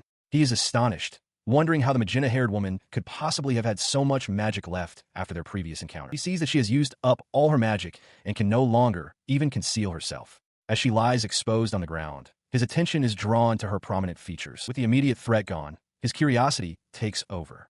He decides he might as well get a good look at her face. He slowly approaches the downed mage and kneels before her vulnerable form. From a distance, Orlando watches the scene unfold, a look of anguish twisting his face. He reached down, his large hand closing around the exhausted mage's chest, lifting her effortlessly. Gister gasped, caught completely off guard by the sudden, intimate grip. As she struggled in his grasp, Gister revealed she still had a trump card, a hidden magic dagger, and refused to give up. The small, pale creature at Uno's feet, however, was delighted by her resistance. It told her to stop, explaining that her struggling only made her chest bounce, which brought it immense happiness. The slime creature agreed, adding that it didn't understand Caesarian happiness. The creatures erupted in glee, finding the situation amazing. But Uno's paid them no mind. A strange sense of familiarity washed over him as he held the mage. He felt certain he had seen, or rather, felt, this exact sensation somewhere before. His grip remained firm, and a faint blush spread across Gister's face as the small creature continued to stare up at her in awe. The memory was tantalizingly close, a reference to an encounter from the past. Gister's expression hardened into a glare, but it was too late. The memory clicked into place with shocking clarity. Uno's eyes widened as he finally recognized her. This was the woman from the ogre fight, the one he knew only as a paysan. In the land of Caesarea, a lone figure kneels in prayer before the altar of a grand church. She is a woman of the cloth, her hands clasped tightly as she focuses her thoughts in solemn devotion. Her prayer, however, is troubled. She thinks of her brother and Gista, overcome by a persistent, bad feeling that a bead of sweat traces down her temple. Elsewhere, a violent struggle is underway. Gister, the magenta-haired mage, is held fast in the grip of the monstrous Unos, shouting desperately for someone to protect Daira. His attention, however, is fixed on another. He sees the blonde elf, a paysan, and though he doesn't recall her face, he recognizes her prominent physique and the Caesarea language she speaks. There is no doubt in his mind that it is her. The memory of the sword she gave him surfaces. He reasons that if she followed him all the way to Canaan, her objective must be tied to the expensive-looking blade. He then glances at the assembled Canaan knights, noting their lack of motivation. He survived his last encounter thanks to the magic potion he stole from a paysan, a debt he feels should more than cover the cost of saving her life. With that justification, Unos turns and flees into the forest, still carrying Gister, who screams for him to let her go. The knights watch him depart, one muttering in relief that sacrificing a single female mercenary is a cheap price to pay. Their captain, however, is enraged by their cowardice. He storms towards them, roaring that they were absolutely useless and ordering them to at least clean up the mess while they retreat. As she is carried away, Gister looks back in terror. A horrifying thought crosses her mind. Perhaps the creature was looking at human women with predatory desire. She screams for it to stop, convinced it plans to eat her. She struggles against her captor, her voice filled with defiance. She shouts that she will never give in to a monster and dares him to kill her if that is his intention. Her resistance ceases as Unos gently places her on the ground. She looks up at the towering, silent figure, utterly bewildered by the unexpected turn of events. As she watches him, her mind races. She concludes that she must find some kind of weapon while he appears to be distracted. Before she can act, the armored creature slowly kneels down in front of her, its massive form creating a stark contrast to her own. He opens his large hand, revealing a small, ornate sword resting in his palm. Gister stares, her expression a mixture of shock and disbelief. Unos makes a soft noise and offers the weapon to her. Hesitantly, she reaches out and takes the hilt. With the sword in hand, her confidence surges back. She brandishes it with a triumphant smirk, ready for a confrontation, but Unos remains perfectly still. To her utter astonishment, he simply turns his back and begins to walk away. Her smirk vanishes, replaced by sheer confusion as she questions what has happened. Angered by his inexplicable actions, she shouts at his retreating form, declaring that humans are not his toys. Her words fall on deaf ears. Unos continues on his path, wading into a shallow river without so much as a glance back. In the quiet of the forest, Unos sits alone on a fallen log. Before him, a small fire crackles, its flames licking at the fish he is roasting on a makeshift spit. His mind drifts away from the fire, conjuring a fond memory of the blonde elf woman. He recalls her kindness, thinking to himself how wonderful she was. The memory then shifts to the magenta-haired mage, Gister. He reflects that her presence also greatly improved his mood, though he acknowledges that she is likely heading in the opposite direction now. He touches his own monstrous face, a strange sense of admiration washing over him. He has come to understand that humanity cannot forgive an existence like his, precisely because he was once human himself. A flash of his recent battle with Gista comes to mind. He admits it was an enjoyable fight, a good workout even, but then considers how strange it is to describe a genuine battle in such terms. He clenches his armored fist, acknowledging that his power is simply too great to be forgiven. A part of him he realizes, had still been holding onto a sliver of hope. An image of a possible future forms in his thoughts, living among humans, even in his monstrous form. He pictures himself carrying a heavy log through a village as people watch. He wonders if such a future could ever truly exist. He lets out a quiet sigh, the sound barely audible over the crackling of the fire. Dismissing the thought for now, he looks up at the moonlit sky. It is time to eat. He rises to his feet with renewed purpose. As he eats, his mind shifts to strategy. He reasons that his recent battle will have undoubtedly raised the alarm, causing Canaan to strengthen its patrols and supply lines.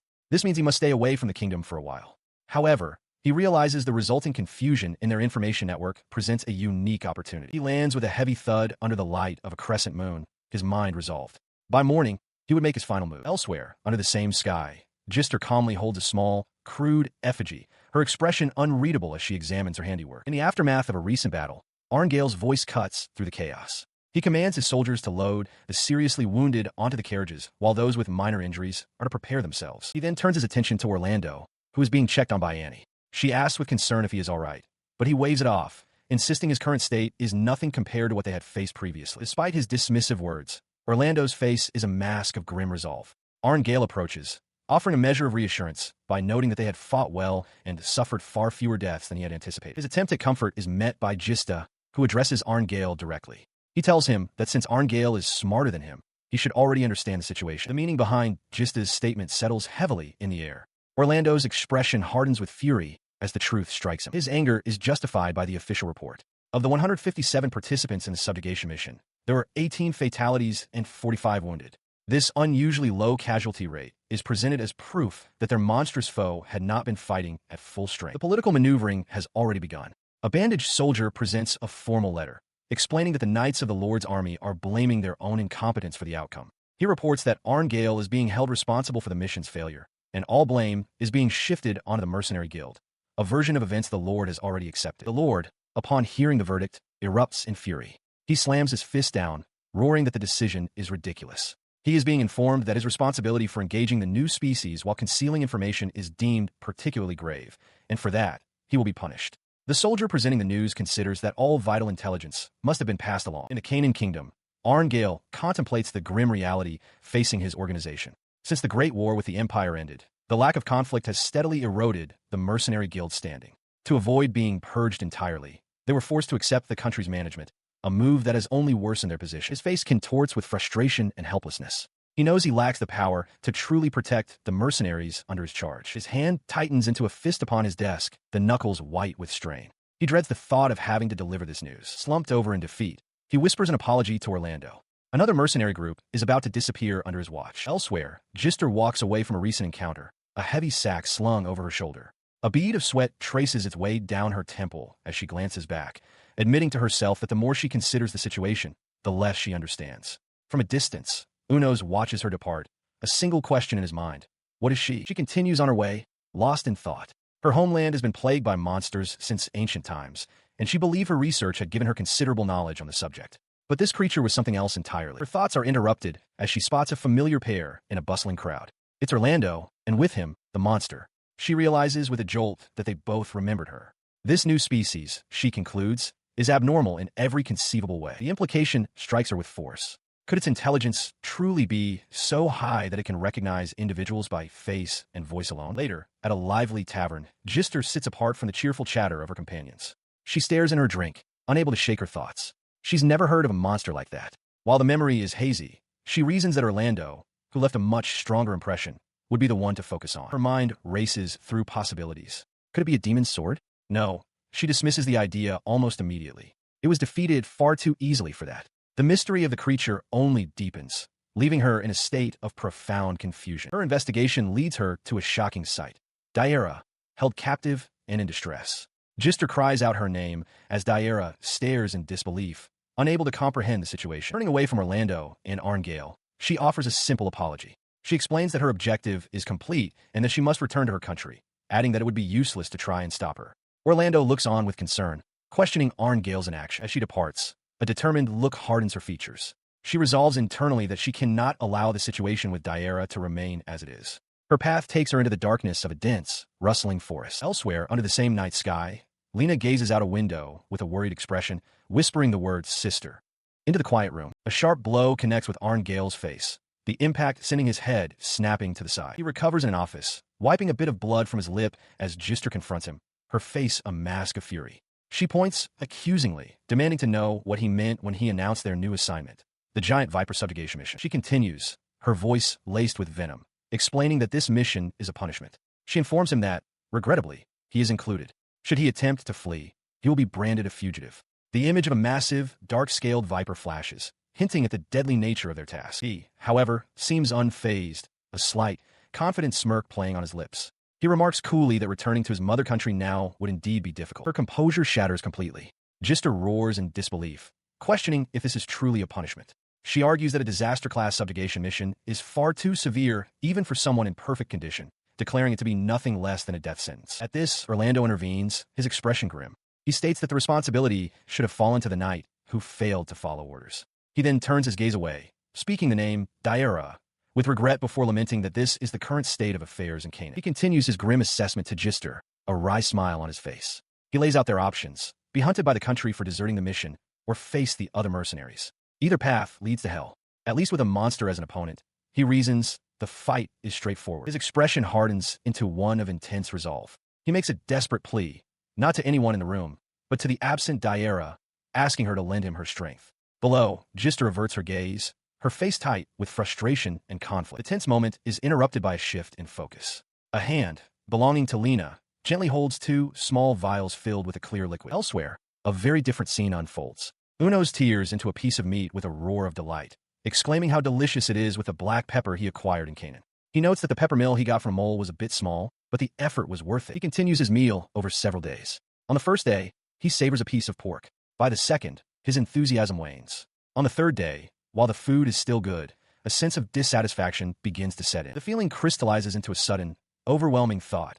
He is sick of meat and desperately wants to eat vegetables. He reflects on this newfound craving. When he was human, he believed he could subsist on meat alone, but now that it's his only option, he finds a desire for vegetables unbearable. He wonders if his body itself is demanding them. His thoughts drift to fruits and sugar, things he could acquire in Canaan. This line of thinking inevitably leads him to the elves. However, the small slime creature corrects his assumption, pointing out that elves are not vegetarians but enjoy a balanced diet of meat and produce. He dismisses the idea of dealing with elves as impossible. He considers the Caesarea kingdom, but its farms are concentrated near the capital, making any attempt far too risky.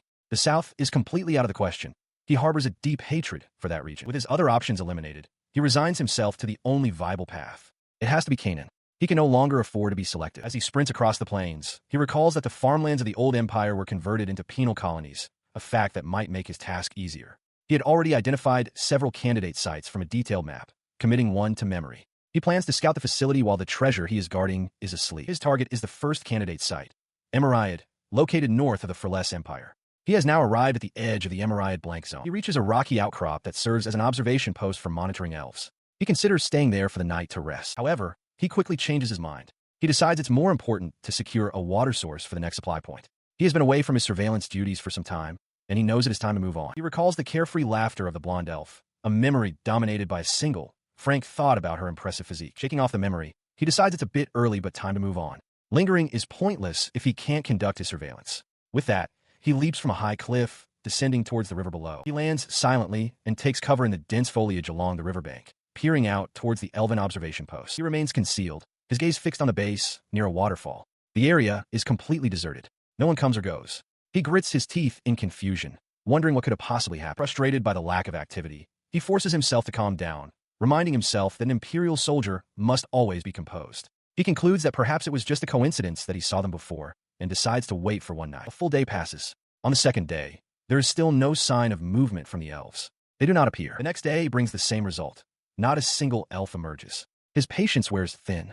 He resolves to wait just one more day, refusing to leave without seeing those breasts again. He must see what's going on. He begins to ponder the possibilities, stroking his chin. Could the elves have somehow detected his presence and stopped coming to the river? Or perhaps their patterns have changed for some other reason. The fact that the elf he's so interested in is the one who seems to have vanished is the most perplexing part. He considers that there's nothing he can do for Einherjar, and his surveillance mission is on hold until the elves solve whatever problem they're facing. He briefly wonders if this is a good thing. He dismisses the thought, deciding it's a temporary situation and they will surely meet again. For now, he must focus on his current objective, vegetables. With renewed purpose, he turns towards Canaan, excited for the prospect of a different kind of harvest. He steeled himself for the journey, but his steps felt heavy, the travel taking longer than anticipated. His hunger gnawed at him. The first candidate location had been a disappointment, but he had predicted there would be a farming village nearby. He decided he would stay for one night before proceeding. The second potential location, however, proved to be an even greater failure, revealing nothing but an empty, barren field. He consulted his notes, frustrated. There was no problem with the candidate locations themselves, but he was struggling to recall his path. He remembered a mountain to the north, but couldn't be sure if the southeast was closer. He lamented his situation, possessing a body built for combat, yet being reduced to simple reconnaissance. Recognizing that his lack of finesse was a problem that needed a swift solution, he decided to stop deliberating. For now, he would head southeast. His new path led him to the third candidate location, a village. But it was a ruined one. He moved cautiously through the silent streets. The buildings weren't completely dilapidated, and he could sense a lingering trace of life, leading him to believe the village had been abandoned only recently. His attention was drawn to a large, splintered hole in a wooden wall. Unlike the first village, this destruction wasn't the result of human conflict. It was clearly the work of a monster. He grew concerned, noting the complete absence of any signs that the villagers had fought back. He adopted a detective's mindset to analyze the scene. The sheer scale of the attack implied the creature had approached its victims unnoticed. The lack of bloodstains or the scent of decay pointed to a grim conclusion. The villagers were likely swallowed whole. He identified the probable culprit, a shadow viper. Looking over a nearby fence, he spotted the creature, a massive snake, confirming his theory. It was a monster known to possess hypnotic abilities. He wondered if it had made its lair nearby, but dismissed it as a threat. Its physical nature made it no match for him. Then his focus shifted. Beyond the monster, he saw exactly what he was looking for, a field of vegetables. His initial excitement faded. The crops were not yet mature, and the storehouse had been picked clean by rats. This location, too, was a failure. With a sigh of resignation, he realized he had no other option but to cross the mountains ahead. He pressed onward, venturing deep into a dense, unfamiliar forest. The mountain's dense foliage made movement difficult. He had expected to cross it in an instant, but the thick trees slowed his pace considerably, much to his frustration. Suddenly, he halted, his senses picking up the sound of footsteps. It wasn't just one person. He estimated at least 10, maybe more. He wondered if they were the people from the village he had just left. He tried to peer through the obstructing trees for a better look, but in his haste, he lost his footing on the uneven ground and began to tumble down a steep incline. He crashed down the slope, unable to stop his momentum.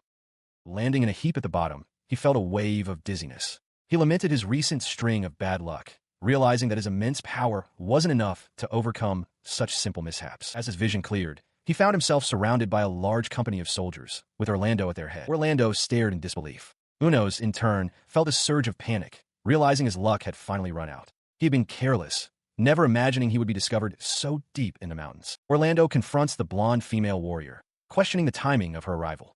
She coolly adjusts her choker, retorting by asking if he's approaching because he can smell Orlando on her.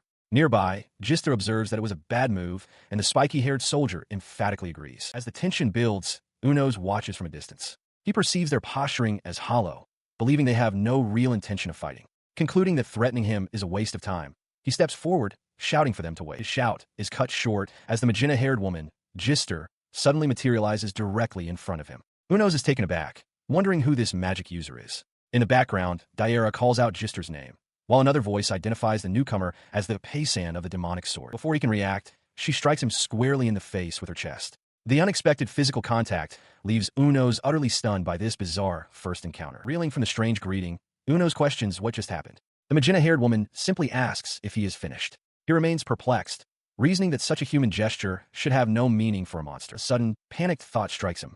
He recoils, wondering if it's possible that this Apaysan somehow recognizes him for who he truly is. In response to his agitation, she firmly brings the butt of her staff down on his helmeted head with a solid thud, offering a sincere apology. She then steps back, using the tip of her staff to trace a glowing, serpentine shape in the air before him. Unos watches as the magical sigil takes form. He recognizes the form instantly, identifying the creature being summoned as a shadow viper. The magenta-haired woman completes the incantation with a series of precise hand gestures, her expression focused as she finalizes the spell. Her spell complete, the magenta-haired woman dispels the summoned viper. With a determined gaze, she reaches out, declaring her intention to borrow the strength of those before her. Her request is met with shock. Gista turns to Daira, questioning if she is truly serious about this course of action. Daira's expression is firm. She acknowledges that relying on an unknown monster is a terrible idea, but insists it is necessary for Unos to join them in defeating the serpent. Unos considers the proposal, concluding internally that there is no benefit in it for him. A memory of a time he helped villagers surfaces, a stark contrast to his current self-interest. He reasons that without any prior leverage, there is simply nothing to be gained. He quietly affirms his decision, murmuring that he has given up on such things. His silent refusal is broken by Orlando, who shouts at the magenta-haired woman, calling her reckless and telling her to be quiet. Unos observes the exchange, noting Orlando's surprising fluency and the peculiar nickname, Apei-san, he uses for her. She ignores the interruption, her voice filled with desperation as she vows to use any means necessary to return home. A vision of Daira, her face hopeful, flashes in her mind, reinforcing the promise she is determined to keep. Her passionate plea seems to resonate with Unos. He quietly contemplates his own potential benefit in the situation. Then, without a word, he reaches out and grabs the woman by her chest, lifting her effortlessly off the ground before she can react. He holds up a small, glowing object pinched between his fingers, something he plucked from her attire. The woman stares, completely stunned. He calmly states his price, 5 magic potions. Noting her pale face, he asks if she now understands his intent and is ready to negotiate. The revelation of his intelligence shatters her understanding of monsters, leaving her trembling as her long-held beliefs crumble. His demand for 5 potions left Gister reeling. Turning to her companion, she urgently asked Edward how many vials they had. He confirmed they only possessed 2. Frustrated, Gister calculated that even with her own, they only had 3 in total. Her declaration made, she turned back to Unos, gesturing to the 3 vials on the ground between them as proof that she could not meet his price. He, however, simply revealed 2 green magic potions of his own. Pointing to them, he offered to add his 2 to her 3, proposing that this would suffice. The sight of the 5 potions now arranged in a circle on the ground left Gister speechless, her eyes wide with disbelief. With the payment complete, Unos declared their negotiation a success. He swiftly lifted Gister onto his broad shoulder as Orlando and Daira watched in astonishment. Orlando cried out Daira's name in alarm. As he held her, he mused internally on her determination, thinking that for her to accept this without resistance, this Apei-san must have true grit. He then presented her with a small, round object. She took it from his hand, her expression shifting from surprise to understanding. She accepted it, acknowledging to herself that while she had hesitated at first, she now held it with conviction. Her resolve hardened. She announced that she was Unit 7, and that serious time was now over. Perched atop Unos, she was ready for what came next. Their pact was sealed. As Unos and Gister prepared to move, Orlando stared in disbelief, muttering that it had to be a lie. The unlikely pair stood ready, a new alliance formed. The sudden alliance left their companions stunned. Daira, in particular, could not comprehend the decision, voicing that she simply didn't understand. She resolved, however, that she could not stand by and silently allow them to do as they pleased. Her unspoken frustration materialized into a direct confrontation. Orlando, flanked by a concerned Arngale and Daira, questioned Gister's choice, asking if she was truly siding with a new species. Unfazed, Gister stood beside Unos and roared back, declaring that they would give those damn knights a fight to remember. Unos reflects on his current arrangement. He is to assist the mercenary group with monster extermination in exchange for a magic potion. From the fragmented conversations he has overheard, he is slowly beginning to piece together the full scope of their situation. He observes the mercenaries marching ahead. It seems they were pushed into this seemingly pointless mission as a consequence of a failed subjugation operation. A palpable sense of gloom hangs over them, and Unos perceives this task as a form of punishment. Suddenly, the magenta-haired woman, Gister, shouts at the men, calling them damned knights and telling them to stop sulking. She declares her intent to thwart the nobles' plans by leveraging Unos' strength, vowing to crush their ambitions. He had only agreed to help in exchange for the potion, yet he finds he doesn't entirely dislike the current circumstances. A thought crosses his mind. If his unique perceptive abilities or his true nature were to be discovered, it could lead to complications. He assesses their group, noting that without their captain or the other woman who fought the Shadow Viper, their odds of success seem slim. His gaze settles on Gister. He mentally notes her striking physique, acknowledging her as Apei-san. The mercenaries come to a halt in a clearing within the forest. One of them suggests it's a good place to make camp for the day. Another turns his attention toward Unos, who stand apart from the group, and asks a companion if the creature is all right. Seeing him standing motionless, Gister walks over and asks what's wrong. He turns his head slightly in response, but before he can answer, she dismissively turns and walks away. A powerful sense of malice emanates from the woman, and Unos feels a chill. He recognizes the formidable, assertive presence she projects. She glances back with a confident smirk, her internal thoughts revealing a desire to see his stoic composure break. She watched Unos walk away from the group, her expression hardening with irritation. She called out, questioning if he was trying to show off, and curtly reminded him that they were busy. 30 minutes later, he returned, carrying the carcasses of several small, boar-like creatures over his shoulder. The mercenaries stared in disbelief, one of them remarking on how incredible it was, while Gister could only watch, momentarily stunned. He had also gathered a set of tools, a large knife, a shovel, and a coil of rope, which he laid out on the ground. Gister realized with a start that he had gone hunting for boars. Her eyes widened in disbelief at the sight of the equipment. It couldn't be true, she thought, her mind racing to comprehend the sheer improbability of the situation. He worked with methodical efficiency, draining the creature's blood into the earth before hanging the carcasses to bleed out completely. He then settled on the ground to begin butchering them. He then announced to the stunned onlookers that he was draining the blood of this new species and would dig a hole to bury the contaminated soil. His preparations continued as he fashioned skewers from the meat. The mercenaries watched, amazed, one of them asking if he had truly made them himself. Their initial shock gave way to relaxed amusement. One mercenary laughed, remarking that at this point, nothing should surprise him anymore. Gister, however, was completely flustered, staring at Unos with a mixture of shock and frustration. He skillfully grilled the skewers over a fire, the meat sizzling audibly. Gister watched, her mind reeling with the realization that he was, against all odds, preparing a complete meal for them. As the aroma filled the air, the mercenaries watched with watering mouths. Gister clutched her chest, internally fuming. He was grilling the meat, and, after 10 minutes of this tantalizing display, she desperately wanted him to just give her some already. She watches, dumbfounded, as Unos meticulously seasons the cooking meat, grinding salt between his armored fingers. Her patience finally snaps, and she points an accusatory finger, shouting that this whole situation is utterly absurd. In response to her outburst, Unos simply offers her a freshly cooked piece of meat on a skewer. The slime creature bounces with delight nearby. Still flustered, Gister demands to know why a monster is grilling meat for them on an iron plate. She vehemently refuses the offering, shouting that she doesn't want any meat. Unfazed, Unos simply offers it again, asking if she wants more. The slime creature chimes in, explaining that Unos is seasoning the food with salt and pepper and is trying to be easy to understand by using simple words, though he seems to be acting on his own whims. Her anger gives way to a flustered blush. She finds herself strangely captivated, thinking that being allowed to touch him just because he's a monster might be an interesting proposition. Meanwhile, Orlando takes a bite of the cooked meat and comments to Annie that he'd initially thought Unos was a terrifying monster, but now sees a surprisingly friendly side to him. Annie watches him, a small, knowing smile playing on her lips. The Kanan captain, however, does not share their lighthearted mood. He stares into the distance with a grim expression, lamenting that he has become useless. He recalls that their group had only managed to defeat 18 or 19 of the giant vipers. He realizes that the odds were stacked against them from the very beginning. With renewed determination burning in his eyes, he decides he must stake everything on a desperate gamble. His train of thought is interrupted by a strange sight. Unos is meticulously wiping down his armored body with a cloth. Orlando expresses his surprise at the creature disinfecting itself, and Annie wryly comments that the monster is cleaner than he is. The captain simply mutters that this was a bad idea. Unos then turns and offers the damp cloth to Gister, who recoils in shock. The idea of a monster being so concerned with cleanliness is utterly bizarre to her. She snatches the cloth from his hand, her expression a mixture of anger and confusion as she realizes it's an unused towel, offered for her benefit.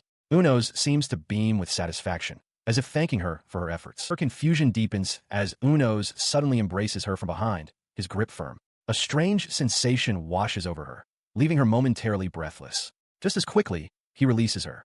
He claps his hands together, a look of satisfaction on his face, and explains that the energy he couldn't replenish while on his surveillance mission is now being restored. He offers a word of thanks, leaving her completely bewildered by the bizarre turn of events. While traveling through the woods, Unos suddenly freezes, his head twitching as if sensing something.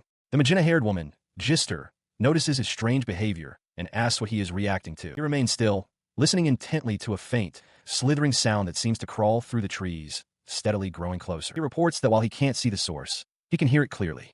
Judging by the rustling of the trees, he estimates it's about 20 meters away and is likely a snake. Gister compliments his excellent reaction time. Elsewhere, a mercenary confronts the source, a massive shadow viper, far larger than the typical 10-meter specimens he knows. He wonders if it's a mutant. Gister then asks Unos if the magic medicine is working. The Kanan captain shouts for everyone to be on alert. Gister informs him that while she can't see or hear anything, something is definitely out there. A loud rustling sound erupts from the dense woods, confirming a presence. The unseen creature picks up speed, and Unos realizes it intends to attack with its full momentum. The mercenaries stand ready, anxiously trying to determine where the attack will come from, but the captain admits he has no idea. Suddenly, the Kanan captain spots it and screams for everyone to look up. The giant snake descends from the canopy, its jaws agape. It slams its head into the ground with devastating force, narrowly missing the mercenary captain. The mercenary captain shouts that they've lost it again. The Kanan captain orders a pursuit, telling the magic soldiers to provide illumination.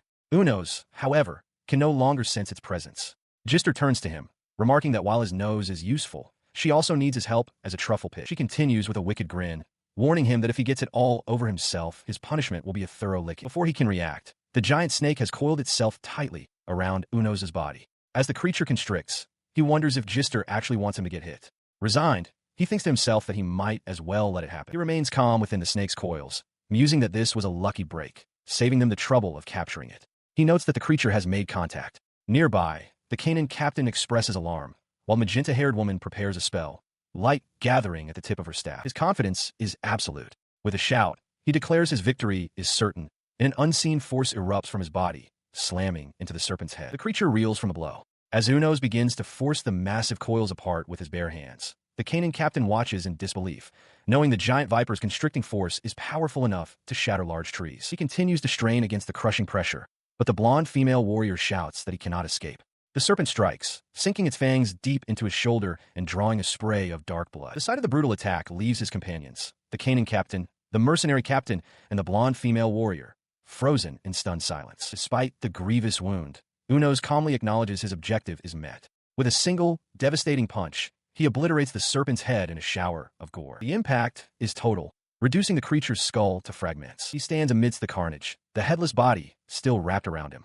He reflects that it is reckless to challenge a giant with brute force alone, blood dripping from his wounded arm. He admits to himself that while he tried to appear composed, the snake's constricting power was far greater than he had anticipated. The creature's immense size had made the situation genuinely perilous. With the immediate threat gone, he grips the thick, scaled body, and with a final exertion of strength, snaps its spine and casts the lifeless coil aside. He carries the limp body of the mercenary captain, whose eyes flutter open as he groggily realizes he is still alive. The Canaan captain rushes forward, taking the wounded man from him and crying out in shock at his condition. His gaze shifts to the towering, silent figure of Unos. The captain realizes with a start that he has yet to learn the name of the one who saved them. He looks directly at Unos, his expression firm. He declares that for now, he will simply offer his gratitude, acknowledging that it is thanks to Unos that his men are still alive. In response, Unos turns slightly, stating that he doesn't need to be thanked simply for receiving some medicine. The captain seems taken aback, reflecting that it has been a long time since he heard the words, "thank you." He then asks Unos if he is okay, observing that his life does not appear to be in immediate danger. His business with the soldiers concluded, Unos approaches Gister. He announces that he has done what was necessary, and that it is time to collect the magic medicine in return. Gister silently offers him a small bag. He takes the offered bag and inspects its contents, confirming the presence of 3 blue vials and 2 green ones before beginning to tie it close. But before he can finish, Gister speaks up, stating there was something she forgot to do. She suddenly reaches out and grabs his large, armored hand, prompting a startled reaction from him. She brings his hand to her lips, placing a soft kiss on the back of his armored knuckles. As she pulls away, a blush spreads across her cheeks. Her hand remained on his, the moment of contact lingering between them. The gesture left Gister flustered, her face flushing as she looked away. A young woman with reddish hair watched the exchange with a pout. Unos, however, was delighted, a wide grin spreading across his face as he thought to himself that the encounter had been far more enjoyable than he'd anticipated. He then took one of the potion vials he had received and bit down on it with a sharp crunch. As he did so, Gister, now prepared for departure with her hat on and staff in hand, turned back for a final look at him. She then rejoined her companions, their figures receding into the moonlit night. Unos watched them go, a single thought echoing in his mind as he recalled her nickname, a paysan. He found her impressive, cool even. Unos pinches his own armored cheeks, a look of pure bliss on his face. His joy stems from a successful venture. He announces to the slime creature and nearby villagers that after parting with the reserve soldiers, he returned to the imperial capital. As payment for exterminating the goblins near their village, he received a bounty of fresh vegetables. He recalls going to sleep immediately upon his return the previous day, acknowledging that 3 consecutive days of activity seems to be his limit. But with the morning sun, he is reinvigorated and ready to cook, beginning to chop the vegetables with vigor. Now clad in a chef's uniform, he stands with his arms crossed, proudly presenting the day's menu, a massive platter of stir-fried pork and vegetables. He and the slime creature take their first bites. The vegetables, coated in pork fat, are surprisingly sweet, and the meat itself tastes better than ever. He marvels that a simple seasoning of salt and pepper could produce such a deep, complex flavor. In what feels like an instant, the entire plate is licked clean. Both he and his small companion are left completely and utterly satisfied. However, his satisfaction quickly blossoms into a new craving. He yearns for more variety, for different flavors. The thought of adding sauce or ketchup consumes him, a desire for seasonings that were unique to the old empire and likely non-existent in other lands. His hunger for culinary perfection is insatiable. He muses that even if some of the empire's seasonings from 200 years ago still existed, he wouldn't have the courage to use them. But if the factories that once produced them were still operational, he could simply make them himself. A powerful realization strikes him, a thought seemingly shared by an elegantly dressed, visored woman beside him. If they don't exist, then they'll just have to make them. He considered his new ambition. While he had read countless cookbooks, the idea of creating the seasonings themselves had never occurred to him. He felt a surge of confidence, certain that books containing the methods for their creation must exist somewhere. With his purpose clear, he declared his next objective: find a cookbook with seasoning recipes. His destination would be the Alqual Mall. His journey began, leading him through the wilderness alongside a rushing stream. He soon arrived at a secluded spot in the forest, a place known to be frequented by elves. Concealing himself in the dense bushes, he confirmed he was in the right location. From his hiding place, he saw the blonde elf woman bathing. He worried that with Alqual gone, his plan might be complicated. The elf, however, seemed to be musing on another topic, remarking that while a paysan was wonderful, there was a certain something that only elves could provide, and she confirmed its existence. His mind conjured an idyllic fantasy of the bathing elves, a stark contrast to the silent, empty reality of the riverbank that actually lay before him. He grew frustrated with himself. He had considered that changing the time and place might cause issues, but the possibility that the elves simply wouldn't appear at all had never crossed his mind. The shock of their absence was profound. His shock quickly hardened into resolve. He rose and called out into the forest, challenging the absent elves, asking if they thought they could escape his watch, and vowing to find their new bathing spot. With a grunt of determination, he began to run, crashing through the undergrowth in search of his cord. His search came to a sudden halt as he stumbled upon signs of a recent battle. A tree was scorched by magic, arrows were scattered across the ground, and another trunk bore the deep gash of a sword. He analyzed the scene, concluding it wasn't a simple hunt. An elf fighting someone? It seemed unlikely that humans would pick a fight with elves, and it was unthinkable that elves would attack monsters, who were supposed to be under their protection. His thoughts drifted back to a conversation with a blonde elf. She had explained that because elves were overwhelmingly powerful, their response to any monster that became a threat was simple. They would be defeated as a matter of course. Returning to the present, he remained hidden, sensing an unusual level of vigilance from the elves. He had never felt such a thing while on patrol. As the sound of footsteps grew closer, he focused, estimating their numbers to be between 15 and 18. The source of the sound came into view. A squad of elven warriors, armed with bows and wearing stern expressions, marched in formation through the woods. As they marched past his hiding spot, he noted their armor with surprise. He wondered what kind of monster could exist that the elves couldn't handle. His eyes widened in recognition as he saw the blindfolded elf, number 08, among them. He recalled his earlier intuition that a problem was brewing, and how this important figure, number 08, was being brought out.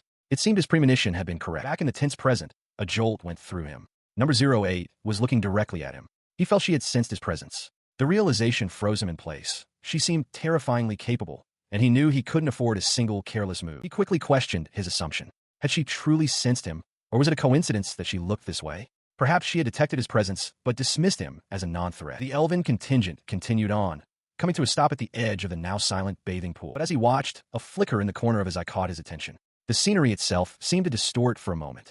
He broke into a cold sweat, realizing with a shock that something was camouflaged there, hiding in plain sight. He remained completely unseen, not a sound betraying his presence. He realized his camouflage ability surpassed even that of the shadow viper he'd encountered before. He questioned what the elves were searching for, noting that even the perceptive number 08 was unaware of him. A grim thought crossed his mind. A surprise attack under these conditions would be dangerously effective. As if summoned by his thought, the ground erupted. A thick tentacle shot out, wrapping around an unsuspecting elf warrior, whose scream was cut short as she was violently yanked away. Alerted by the commotion, the blindfolded number 08 shouted a warning. The monstrous limb dragged its victim into the dense foliage with terrifying speed. As the other elves scrambled in shock, Unos watched from his hiding spot, his immediate concern shifting to number 08's safety. More tentacles burst forth, ensnaring the elven warriors.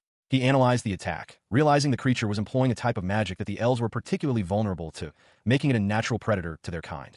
Even as her comrades were overwhelmed, number 08 remained poised, her head tilted as if listening to the chaos. One of the warriors was brutally slammed against a tree trunk. The sight startled him. He couldn't believe the elves were being so easily defeated, and wondered aloud if they were receiving aid from the Imperial Army. His gaze locked onto the captured elf, held fast in the creature's grip. In that moment, he saw it. He confirmed his observation on another of the writhing tentacles. He rose slightly from his cover, his mind processing the information. It was a massive, octopus-like monster. He was baffled how a creature of its size could have remained hidden without any sound, especially since it didn't seem to possess any camouflage abilities. Then, the creature revealed its full, terrifying form, a colossal cephalopod that dwarfed the surrounding trees, its intelligent eyes glaring down as it held an elf captive high in the air. The monster suddenly flung number 08 through the air. Seeing this, he made his decision. The tentacles posed no threat to him. Rescuing number 08 was the absolute priority. He launched himself forward. He lunged forward, his armored hand closing around one of the monster's slimy tentacles. With a grunt of frustration, he declared the situation tedious and crushed the appendage in his grip, halting the elf's trajectory. Having secured her, he held the blindfolded elf close. She remained limp in his grasp as the colossal creature's other tentacles thrashed around them. Its attack thwarted for the moment. Meanwhile, from a distance, a young man with light-colored hair observed the unfolding events, his face a mask of calm concentration. His gaze then shifted, landing on a figure standing nearby, a man in a suit. A question formed in his mind. Was this his parent? His father? The man identified as his father offered a gentle smile. The young man, now emanating a strange heat, began to apologize, explaining that the elf was an enemy of the Empire. The father figure reassured him that it was all right. Still conflicted, the young man pointed out that she was specifically number 08. A hazy memory surfaces. A man in a suit, identified as a father, looks at a younger, light-haired man and thanks him. The young man turns his head away, his profile obscured by mist. The vision fades, replaced by the fiery reality of the battle. Unos clutches the blindfolded elf woman, his massive form a shield against the flames. He declares his resolve. He will fight to protect her. His declaration is met with immediate violence. The colossal octopus monster lashes out, its tentacles ensnaring them both. One sharp appendage pierces Unos' side. As the elf woman holds on, he can only think how utterly disgusting the creature is, wondering who could possibly eat such a thing. He stumbles back from the impact, confused. A dark fluid sprays from the wound, splattering across his armored form. He looks down, questioning what has happened. A drop of the fluid lands on his jagged mouth. His eyes widen in shock. The taste, it is delicious. The octopus monster seems to sense his reaction, its own hunger surging. It confirms the thought.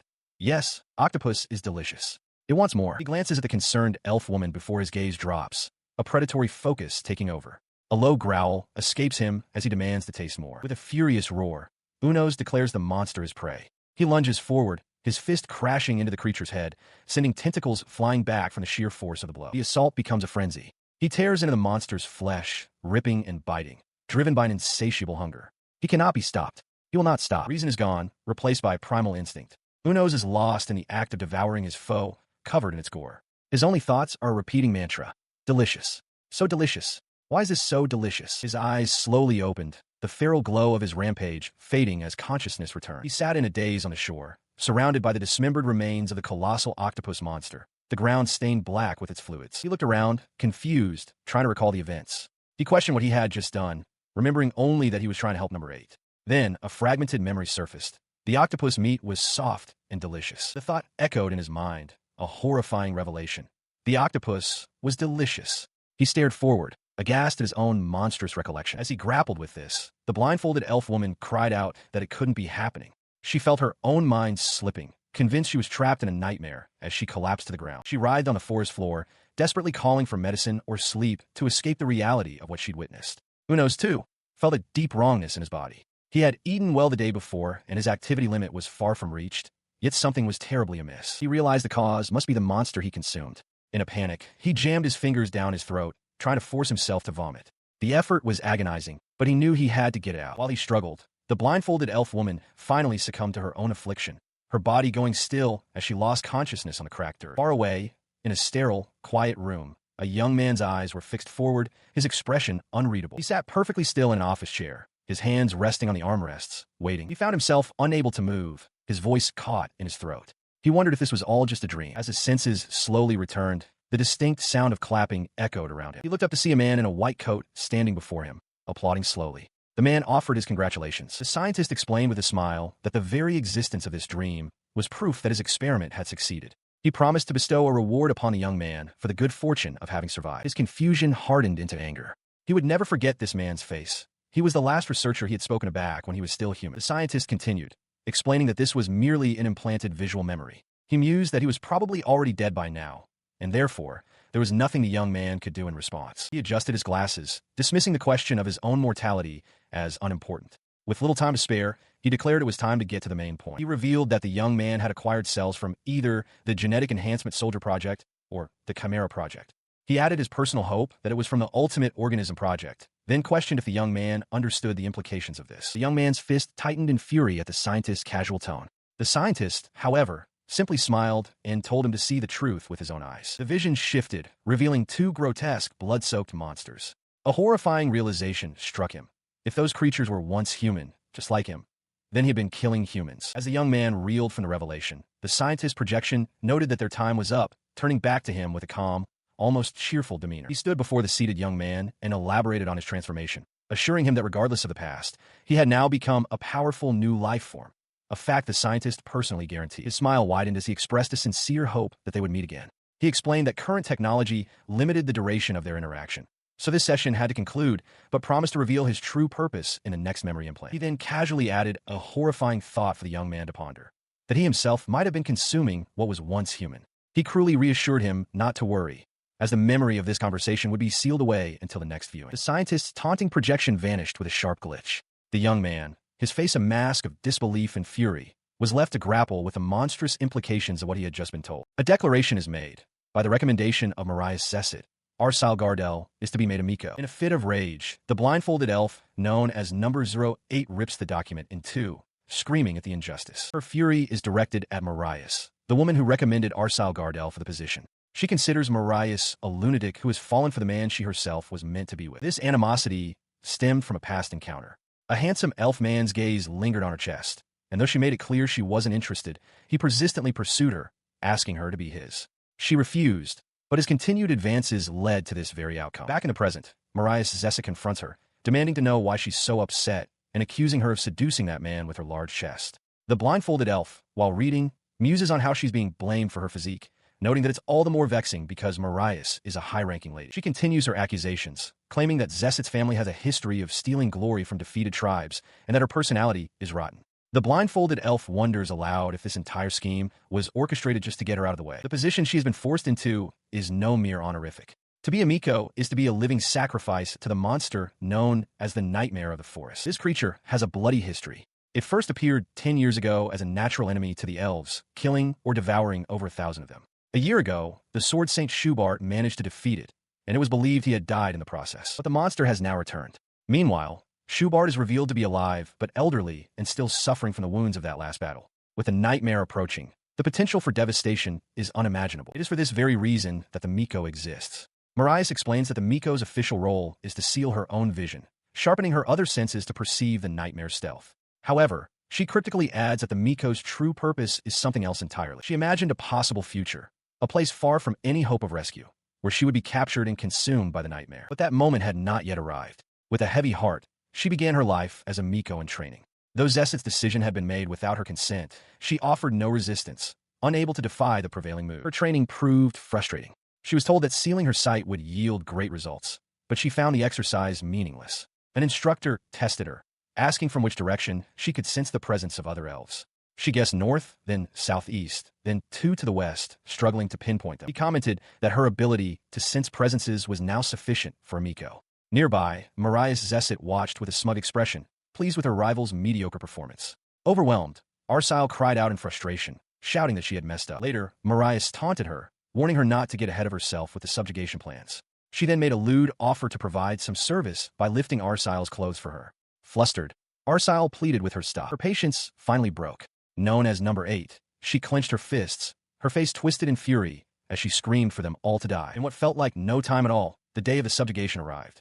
She walked among the warriors, tried to get their attention, but they ignored her attempts at flirtation. She thought them simple-minded fools for truly believing they could defeat the nightmare. She changed tactics, crying out for someone to help her, and calling to the men who were always watching her to stand up now. They walked past, unimpressed, telling her it was time to do her job. Giving up on them, she muttered that she didn't need useless men anyway. Just then, her senses flared. She detected movement from across the river, but it wasn't the sound of the nightmare she had been trained to expect. A brief surge of overconfidence washed over her. She thought she was getting the hang of this, that she would become a legend.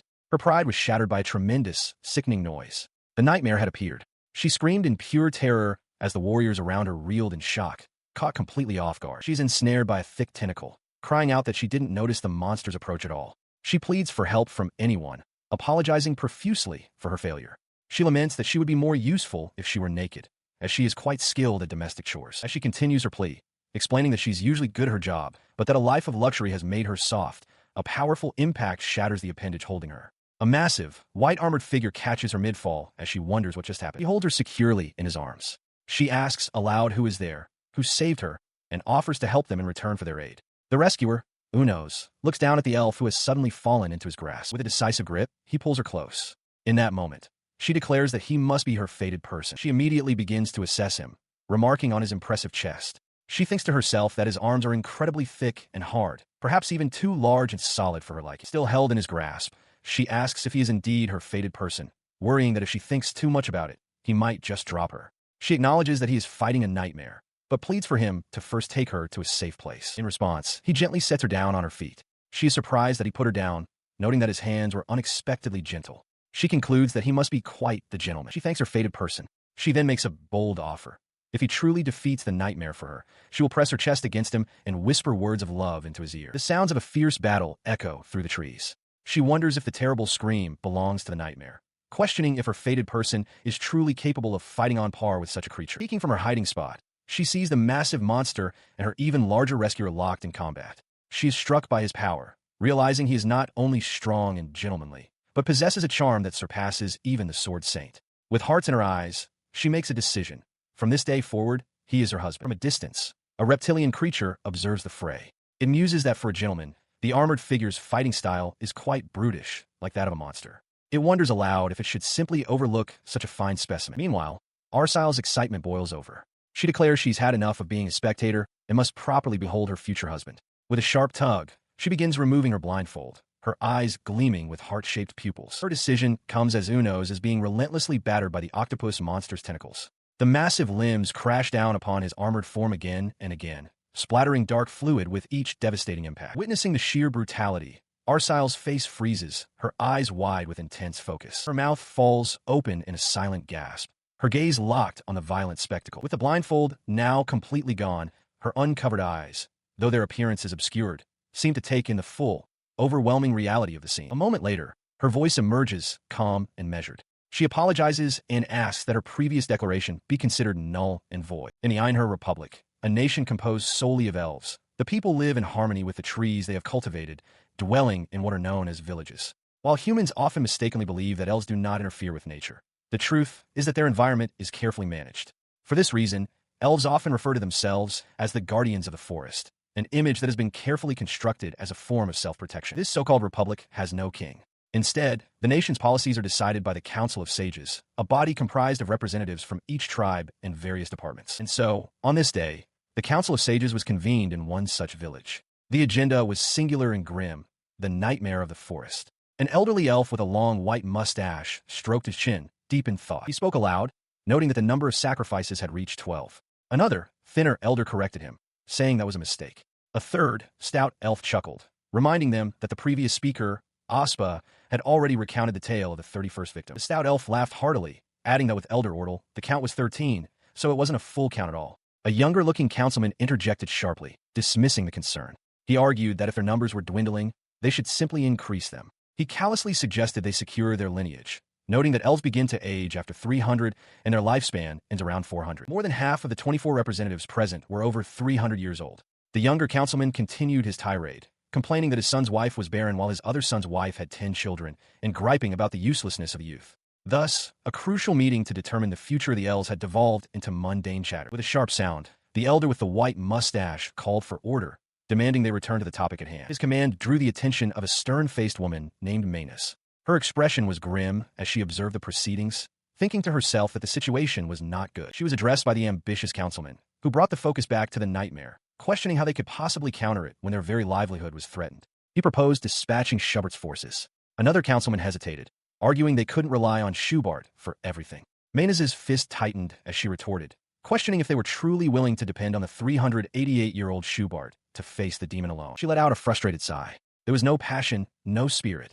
She wished the younger generation would try harder, but she knew it was a futile hope for those who had never experienced war. She confronts the ambitious councilman, whom she addresses as casual, demanding to know why he has created another priestess. He calmly raises a hand, assuring her that they have prepared a suitable candidate and that there is still time, so there is no need to rush to a conclusion. He elaborates that his daughter has found someone with talent, arguing that it is a welcome development for an ambitious youth to take the reins, rather than having a priestess who does nothing. Their disagreement intensifies into a silent, charged standoff. Manas internally fumes that Casual is far too selfish, while he believes that her Zesset faction, in its thirst for power, would not welcome this development. Another council member interjects, attempting to de-escalate the tension. He points out that they have managed to create some time and suggests they resume their discussion on countermeasures against the nightmare. Manas reluctantly agrees. The discussion resumes, but it quickly devolves into a series of impractical suggestions. One member notes that magic is ineffective. Others propose throwing rocks, using a ballista, a weapon dismissed as a crude human tool, or setting a trap. Listening to the useless debate, Manas pinches the bridge of her nose in frustration. She reflects on how the elves have grown completely complacent in the peace following the war with the Empire. The council's discussion about the nightmare has made no progress in the 10 years since the threat first emerged. Her thoughts are shattered by a sudden commotion as the chamber doors are thrown open. A young messenger bursts in, shouting his apologies for the intrusion. The stout elder, startled, permits him to enter. The young elf rushes forward, his face a mask of panic as he delivers his urgent message. It is an order from the village of Lickle regarding the nightmare of the forest. He finishes his declaration, announcing to the stunned council that the death of the nightmare has been confirmed. The stout elder demands to know how this was accomplished. The messenger admits he lacks the details, but relays the core of the report. The nightmare was devoured by another monster. The news sends a shockwave through the room, and the council erupts in chaos. Members shout in disbelief, questioning how such a creature could be eaten. The stout elder confirms the report's contents. Another demands to know the messenger's identity, suspecting a mistake, while yet another worries that this simply means a new threat has emerged. Amid the uproar, a hand slams down hard upon the council table. Amidst the rising tension, Maynaz takes control, her voice steady. She declares that they must first confirm the veracity of the report.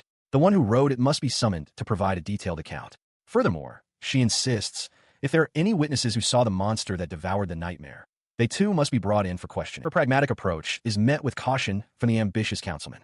He points out that they know nothing about this new monster and suggests they should wait until all the information is gathered before making any decisions. He clenches his fist, adding that while elven magic may have been useless against the nightmare, the undeniable fact remains that their great enemy is dead. Another council member murmurs in agreement, acknowledging the truth in his statement. Maynaz, however, does not share his optimism. She reflects that while this news might finally bring peace to Einher, it is hardly a situation to be taken lightly. The thought of the creature that consumed their former nemesis, a colossal, tentacled beast standing silhouetted against the moon, fills her with dread. She wonders what kind of abomination it could possibly be. Within a rocky cavern, Unos slowly pushes himself up from the ground. He feels a lingering sluggishness, but confirms to himself that he is, at least, still alive. He remains kneeling for a moment, gathering his strength. He looks down at his hands, noticing they are completely clean, and wonders if the magenta-haired woman, Gister, used a magic potion on him. She stands nearby, observing him silently. Deciding what to do next, he resolves that first, he needs to bathe. Sometime later, a trio of freshly caught fish sizzle as they roast over a crackling fire. His strength returning, Unos heartily devours the cooked fish. He notes with satisfaction that his appetite has returned, a sure sign that his body is recovering well. As he rests, his mind drifts back to the previous day's battle. The image of the colossal octopus monster fills his thoughts. He reflects that the fight was so all-consuming that he didn't have the capacity to worry about the elves at all. Survival was his only focus. Upon waking, he decides to put his surveillance mission on hold for the day and instead prioritize satisfying his hunger. He glances over to see the blindfolded elf, Arsile, sleeping soundly, with the small slime creature resting on her chest. He makes a plan. Once he returns to the imperial capital, he will eat and then get a proper night's sleep. The following day, Unos arrives in a city ravaged by conflict. Buildings stand in ruins, their windows shattered, and the streets are littered with debris. The broken sign of a bookstore hangs precariously. His expression hardens, his eyes narrowing as he surveys the widespread destruction before him. Inside the dilapidated bookstore, he finds himself surrounded by piles of adult magazines and photographs. He recognizes the pattern of this situation, realizing he's seen this kind of development before and will need to formulate a plausible excuse for his presence. He examines one of the magazines, perplexed by its exorbitant price. He speculates that the cost might be due to the search for such items being restricted to a very limited area. With a sigh of resignation, he concludes that he has no choice but to investigate further. He had been unable to find the specific cookbooks he sought in the main bookstore, but he did acquire 7 volumes of a different sort. Concluding that a library was the most logical place to find pure knowledge, he decided to search there next. He soon found a library, a rather impressive structure, but it was in a state of severe disrepair. Wary of the shattered windows and crumbling facade, he noted that he would have to tread carefully to avoid having the building collapse on him. Inside, however, the books themselves were in surprisingly good condition. The shelves were neatly organized by genre, with guide plates that would make finding his target much easier. He considered this a fortunate turn of events. He pulled a book from a shelf, but as he opened it, he saw only blank pages. For a moment, he wondered if his eyes were deceiving him. He set the thought aside, deciding to focus on the search. This was going to take some time. The search required intense concentration, his brow furrowed in effort. After some time, he had gathered his findings, 25 books related to seasonings and cooking, alongside the 7 adult magazines. He laid out the necessary equipment, but as he reviewed the texts, a difficult truth dawned on him. Making seasonings was far more complex than he had ever imagined, requiring time, effort, and ingredients like fruit for sauces. He felt a wave of exhaustion. The realization was disheartening. He slumped forward, lamenting that even the simplest recipes required ingredients he couldn't obtain. If only the imperial farms still existed. But he quickly regained his composure. while two nations still survived to the south. Seeking their help was absolutely out of the question. The High-Level Republic and the High-Level Federation, both south of the Empire, were known as treacherous and untrustworthy. He clenched his fists, admitting he bore a deep grudge against them. His anger was rooted in history. The Empire, once bent on conquering the world, had been attacked by the elves from the west. While the imperial forces were occupied, the two southern nations broke their treaties and invaded, plundering the recovering cities. The people were enslaved, their lives becoming mere playthings for their conquerors. He could never ask such people for help. He clenched his fist, his mind made up. How to deal with such a ruined empire was already decided. He knew for a fact that the southern part of the former empire was not safe, and it was for that very reason he had resolved to be ruthless when the time came to go there. He knew that simply averting his gaze from the devastation wouldn't change the results of what had happened. But even so, a part of him hesitated. He considered the possibility that if he were to confirm his suspicions, any remaining restraint he possessed might vanish, which could work to his advantage. His gaze fell, a grim understanding settling in.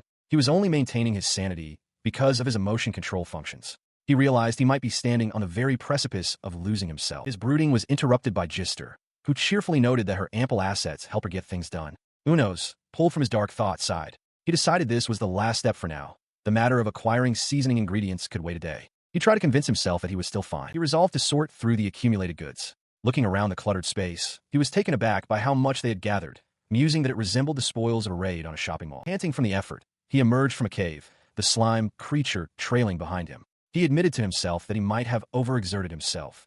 But a moment later, he looked back with satisfaction at the neatly organized collection of items he had brought. Settling at a desk, he picked up one of the books. After moistening a finger, he carefully began to leaf through its pages. As he turned the pages, revealing risque illustrations, he wondered with surprise if he had become so absorbed in his task that he was now seeing things. He clenched his fist, a sudden realization striking him.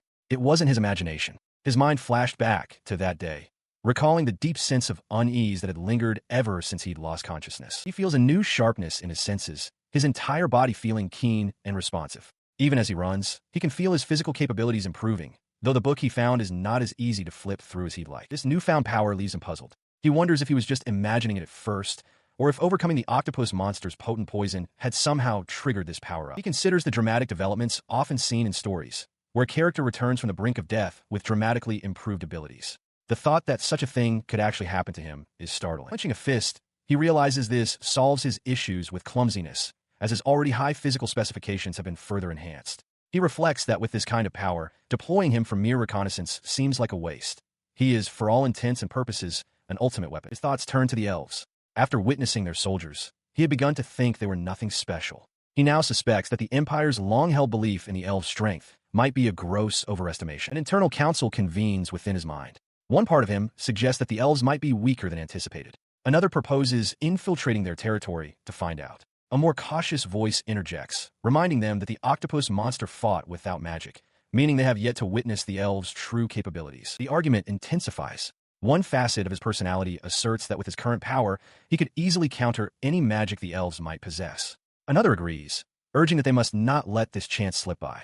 A more prideful part of him declares that for an Imperial soldier to volunteer for a mere surveillance mission would be a disgrace, a sentiment that resonates with the others in a chorus of agreement. With the decision made to infiltrate the elven territory, a vision of the blindfolded elf woman, Arsile, appears in his mind. She seems to beckon him, suggesting that if they are to proceed, they might as well go to the river. He begins his mission. Despite his newfound confidence, recklessness is not an option, and he remains numerically disadvantaged. The strategy is clear. Begin with thorough reconnaissance and slowly, methodically, expand the scope of his operations. Since reconnaissance is best conducted under the cover of darkness, he decides to spend the daylight hours at his camp. He settles in to read the book he salvaged, content to wait for nightfall. He moved with caution, aware that despite his stealth, the one known as Number 8 would likely sense his presence. He resolved to make no sound as a sudden splash echoed nearby. After beginning his reconnaissance and traveling for some time, he came upon a remarkable sight, a settlement of artificial structures built seamlessly into and around enormous trees. From his concealed position, he overheard voices, confirming his suspicion that this was an elven village. He noted more conventional wooden buildings further in and pondered their purpose, deciding there was no need to rush his investigation. He took a moment to rest by a stream, reflecting on his enhanced reconnaissance capabilities and their extended duration. With his new strength, he decided to press on a little further, recalling that he had located Number 8 somewhere in this vicinity. His primary concern remained Number 8. He knew he needed to pinpoint her location quickly, yet he resolved that he had absolutely no wicked thoughts about looking upon her in such a vulnerable state, trying to convince himself this was true. On the first day of his mission, he identified the locations of two separate settlements. The second, discovered after a 20-minute walk, had a distinctly different feel with tighter security near the river. Though he had not yet found number 8, he considered the day's work sufficient. The second day began with him marking the settlement's positions on a crude map, admitting to himself that he was no artist. He planned his next move. Once dusk fell, he would head toward the Ainhel River. Reaching the riverbank, he found the area deserted. With time to spare and a craving for fish, he plunged into the cool water. With a powerful slap of his tail against the water's surface, he attempted to stun a fish. He mused that with the octopus monster gone, the locals would likely return to their routine soon. But his hunt was cut short. A sudden, inexplicable feeling of unease washed over him. He scanned the nearby forest, but his senses detected nothing. No strange sights, sounds, or smells. Yet, the feeling that something was profoundly wrong persisted. He barely had time to process the presence before a figure burst from the tree line. An elf, his face twisted in a manic grin, swung a staff downward with blinding speed. The weapon connected with Unos's arm, the impact echoing through the clearing as the elf demanded to know who had been there just moments before. The blow, however, had no effect. Unos stood unharmed in the water, questioning if the attack had somehow misfired. The elf on the shore seemed equally perplexed for a moment before sneering, taunting Unos that he must have a death wish. Provoked, Unos lunged from the river, splashing towards his attacker. As he charged, his body suddenly seized up, moving against his will. He realized with dawning horror that he was no longer in control. The elf on the shore erupted in maniacal laughter, gloating that his magic had worked perfectly. Unos struggled against the unseen force, cursing as he understood the initial, seemingly failed attack was actually a spell to seal his movements. From the shadows emerged another figure, an elf woman with a lace head covering, calmly smoking a pipe. She was the true puppeteer. She mockingly commented on the use of such manipulation magic, directing a bizarre insult at Unos's form. As he fought to maintain control, Unos realized his fatal error. He had been careless. Despite his resistance, his consciousness began to fade. In a tranquil elven village, Unos materializes, disoriented and questioning his location. Nearby, a stern-faced elf woman named Karigia watches him, her expression hardening as she recognizes him as the one who manipulated her. He feels the magic binding him dissipate, allowing him to move again. Clenching his fist, he senses it would be unwise to act rashly. Karigia glares at him, her irritation palpable. Suddenly, his surroundings shift into a hazy, intimate space. He is now before Arsile Gardel, who greets him with a gentle smile. She acknowledges that he was brought here by magic and asks his purpose, offering to repay him for his help with her own body. The illusion shatters, returning him to the village square with Karigia. She informs him that such magic is useless, declaring that his reality escape time has ended. She then turns to face an approaching elf man, casual. Karigia remarks with annoyance that he finally showed up after taking his time. He coolly replies that it's convenient for him that she came when called. Behind her, Unos is taken aback by a startling realization. He can understand the elven language. He puzzles over the word convenient, wondering if it means prioritizing the capture of the nightmare over all else. Casual dismisses Karigia's concerns, questioning if her presence is thanks to the magic Babasama used on him. He declares that manipulating Unos was worth the risk and expresses gratitude, hoping to rank up for being called Babasama to Obasama. He then addresses Karigia directly, acknowledging her passion for research, but warning that it is a cause for concern. She retorts, demanding to know what's wrong with her concern when the nightmare monster came so close to their village. She punctuates her point by thumping Unos on the chest, claiming that if he were inside the village, all the elves would already be in his stomach. Unos internally scoffs at the idea, thinking that he doesn't eat elves and wouldn't eat something so unappetizing anyway. The scene shifts back to the vision of Arsile, who leans close to Unos. She whispers that, in another sense, she wants to be eaten. Her mind drifts into a fantasy where she thanks Casual for protecting the village, which allowed her to continue her research, leaving her with little else to do but fantasize. Casual dismisses any other considerations, his voice sharp with accusation. He declares that the outcome is irrelevant. The very act of reviving and using domination magic was a grave transgression. The word domination strikes Unos with sudden clarity. He realizes that this was the magic used on him, a power so dangerous that even its name carries weight, a forbidden art among the elves. Casual's fury erupts. He points an accusing finger, branding Unos a brute whose thirst for knowledge has disrupted the village's sacred order. He proclaims that knowledge is power, and for that reason, Unos must face judgment. A low growl rumbles in Unos' chest. He internally vows to repay the elf for the dangerous magic inflicted upon him. A chilling thought surfaces. His newfound ability to understand their language is likely just a side effect of the very spell that controlled him. His hand clenches into a fist. He considers that killing the caster might break the spell, but the thought is quickly dismissed. Losing the ability to communicate now would be a catastrophic disadvantage. He must endure. Just as the tension peaks, Arsile Gardel steps between them, a serene smile on her face. She gently chides Casual, turning his own insult back on him, and says she will handle the situation. She muses aloud that if she or another had been the one to cast the spell, it would have been done with more finesse. Turning to Karigia and Casual, she asks if they are content to let her take over. Her presence is captivating, her form exuding a gentle yet undeniable power. Karigia formally greets her as number 6, while Casual can't help but comment on her unchanged, magnificent bearing. Karigia's tone then hardens as she questions why the esteemed Fortuna is interfering, explaining that she's merely acting as a voice for the children. A sly grin spreads across Casual's face. He turns to Karigia, pointedly asking her opinion on the matter of using magic to steal a monster's consciousness. Her expression becomes troubled, her certainty wavering. He then drapes an arm over Unos' shoulder in a gesture of false camaraderie. He remarks that while some might call Unos a monster, the Harmonization Committee would likely disagree. The name hangs in the air. Its mention in this place clearly a surprise to him. He continued to explain, a smirk playing on his lips as Karigia squirmed. The organization's official name, he revealed, is the Natural Harmonization Committee, a group whose stated purpose is coexistence with monsters. However, some members took this ideology too far, attacking a goblin nest in the Empire, an incident that was later spun into a completely different story. Despite this, he clarified that most of the committee's members are simply ordinary elves who care deeply for nature. He then turned his attention fully to Karigia, admonishing her for making things so complicated. He reminded her that using forbidden magic to resurrect someone was, in itself, a grave sin. Karigia stood her ground, arguing that they couldn't simply release Unos now, as it would only stir up anxiety among the populace. She questioned if they were expected to wait for the Sages' Council to make a decision, insisting that continuing the dispute would lead to no answers. Her eyes narrowed with suspicion as she accused him of siding with Zesset. Casual paused, his expression unreadable, before turning back to her and calmly confirming her suspicion. The confirmation struck her with force. Arsile Gardel's voice suggested she could use her body to persuade the Sages' Council to get the outcome she desired. Outraged, Karigia recoiled, shouting that she would do no such thing. Arsile simply chuckled, telling her not to be so serious. Seeing the escalating tension, Casual proposed that they disperse for the time being. As the others began to move, he leaned in to say one last thing to Karigia privately. With the immediate argument settled, Arsile and Karigia stood before the silent Unos. Arsile observed that this creature, now called Argos, had subdued the Canaan Kingdom's army and mercenaries without causing injury, marking him as a true monster. She warned that he was clearly hostile to humans and must be handled with extreme care. Karigia retorted that Arsile was being meddlesome. Unos, meanwhile, processed the new information.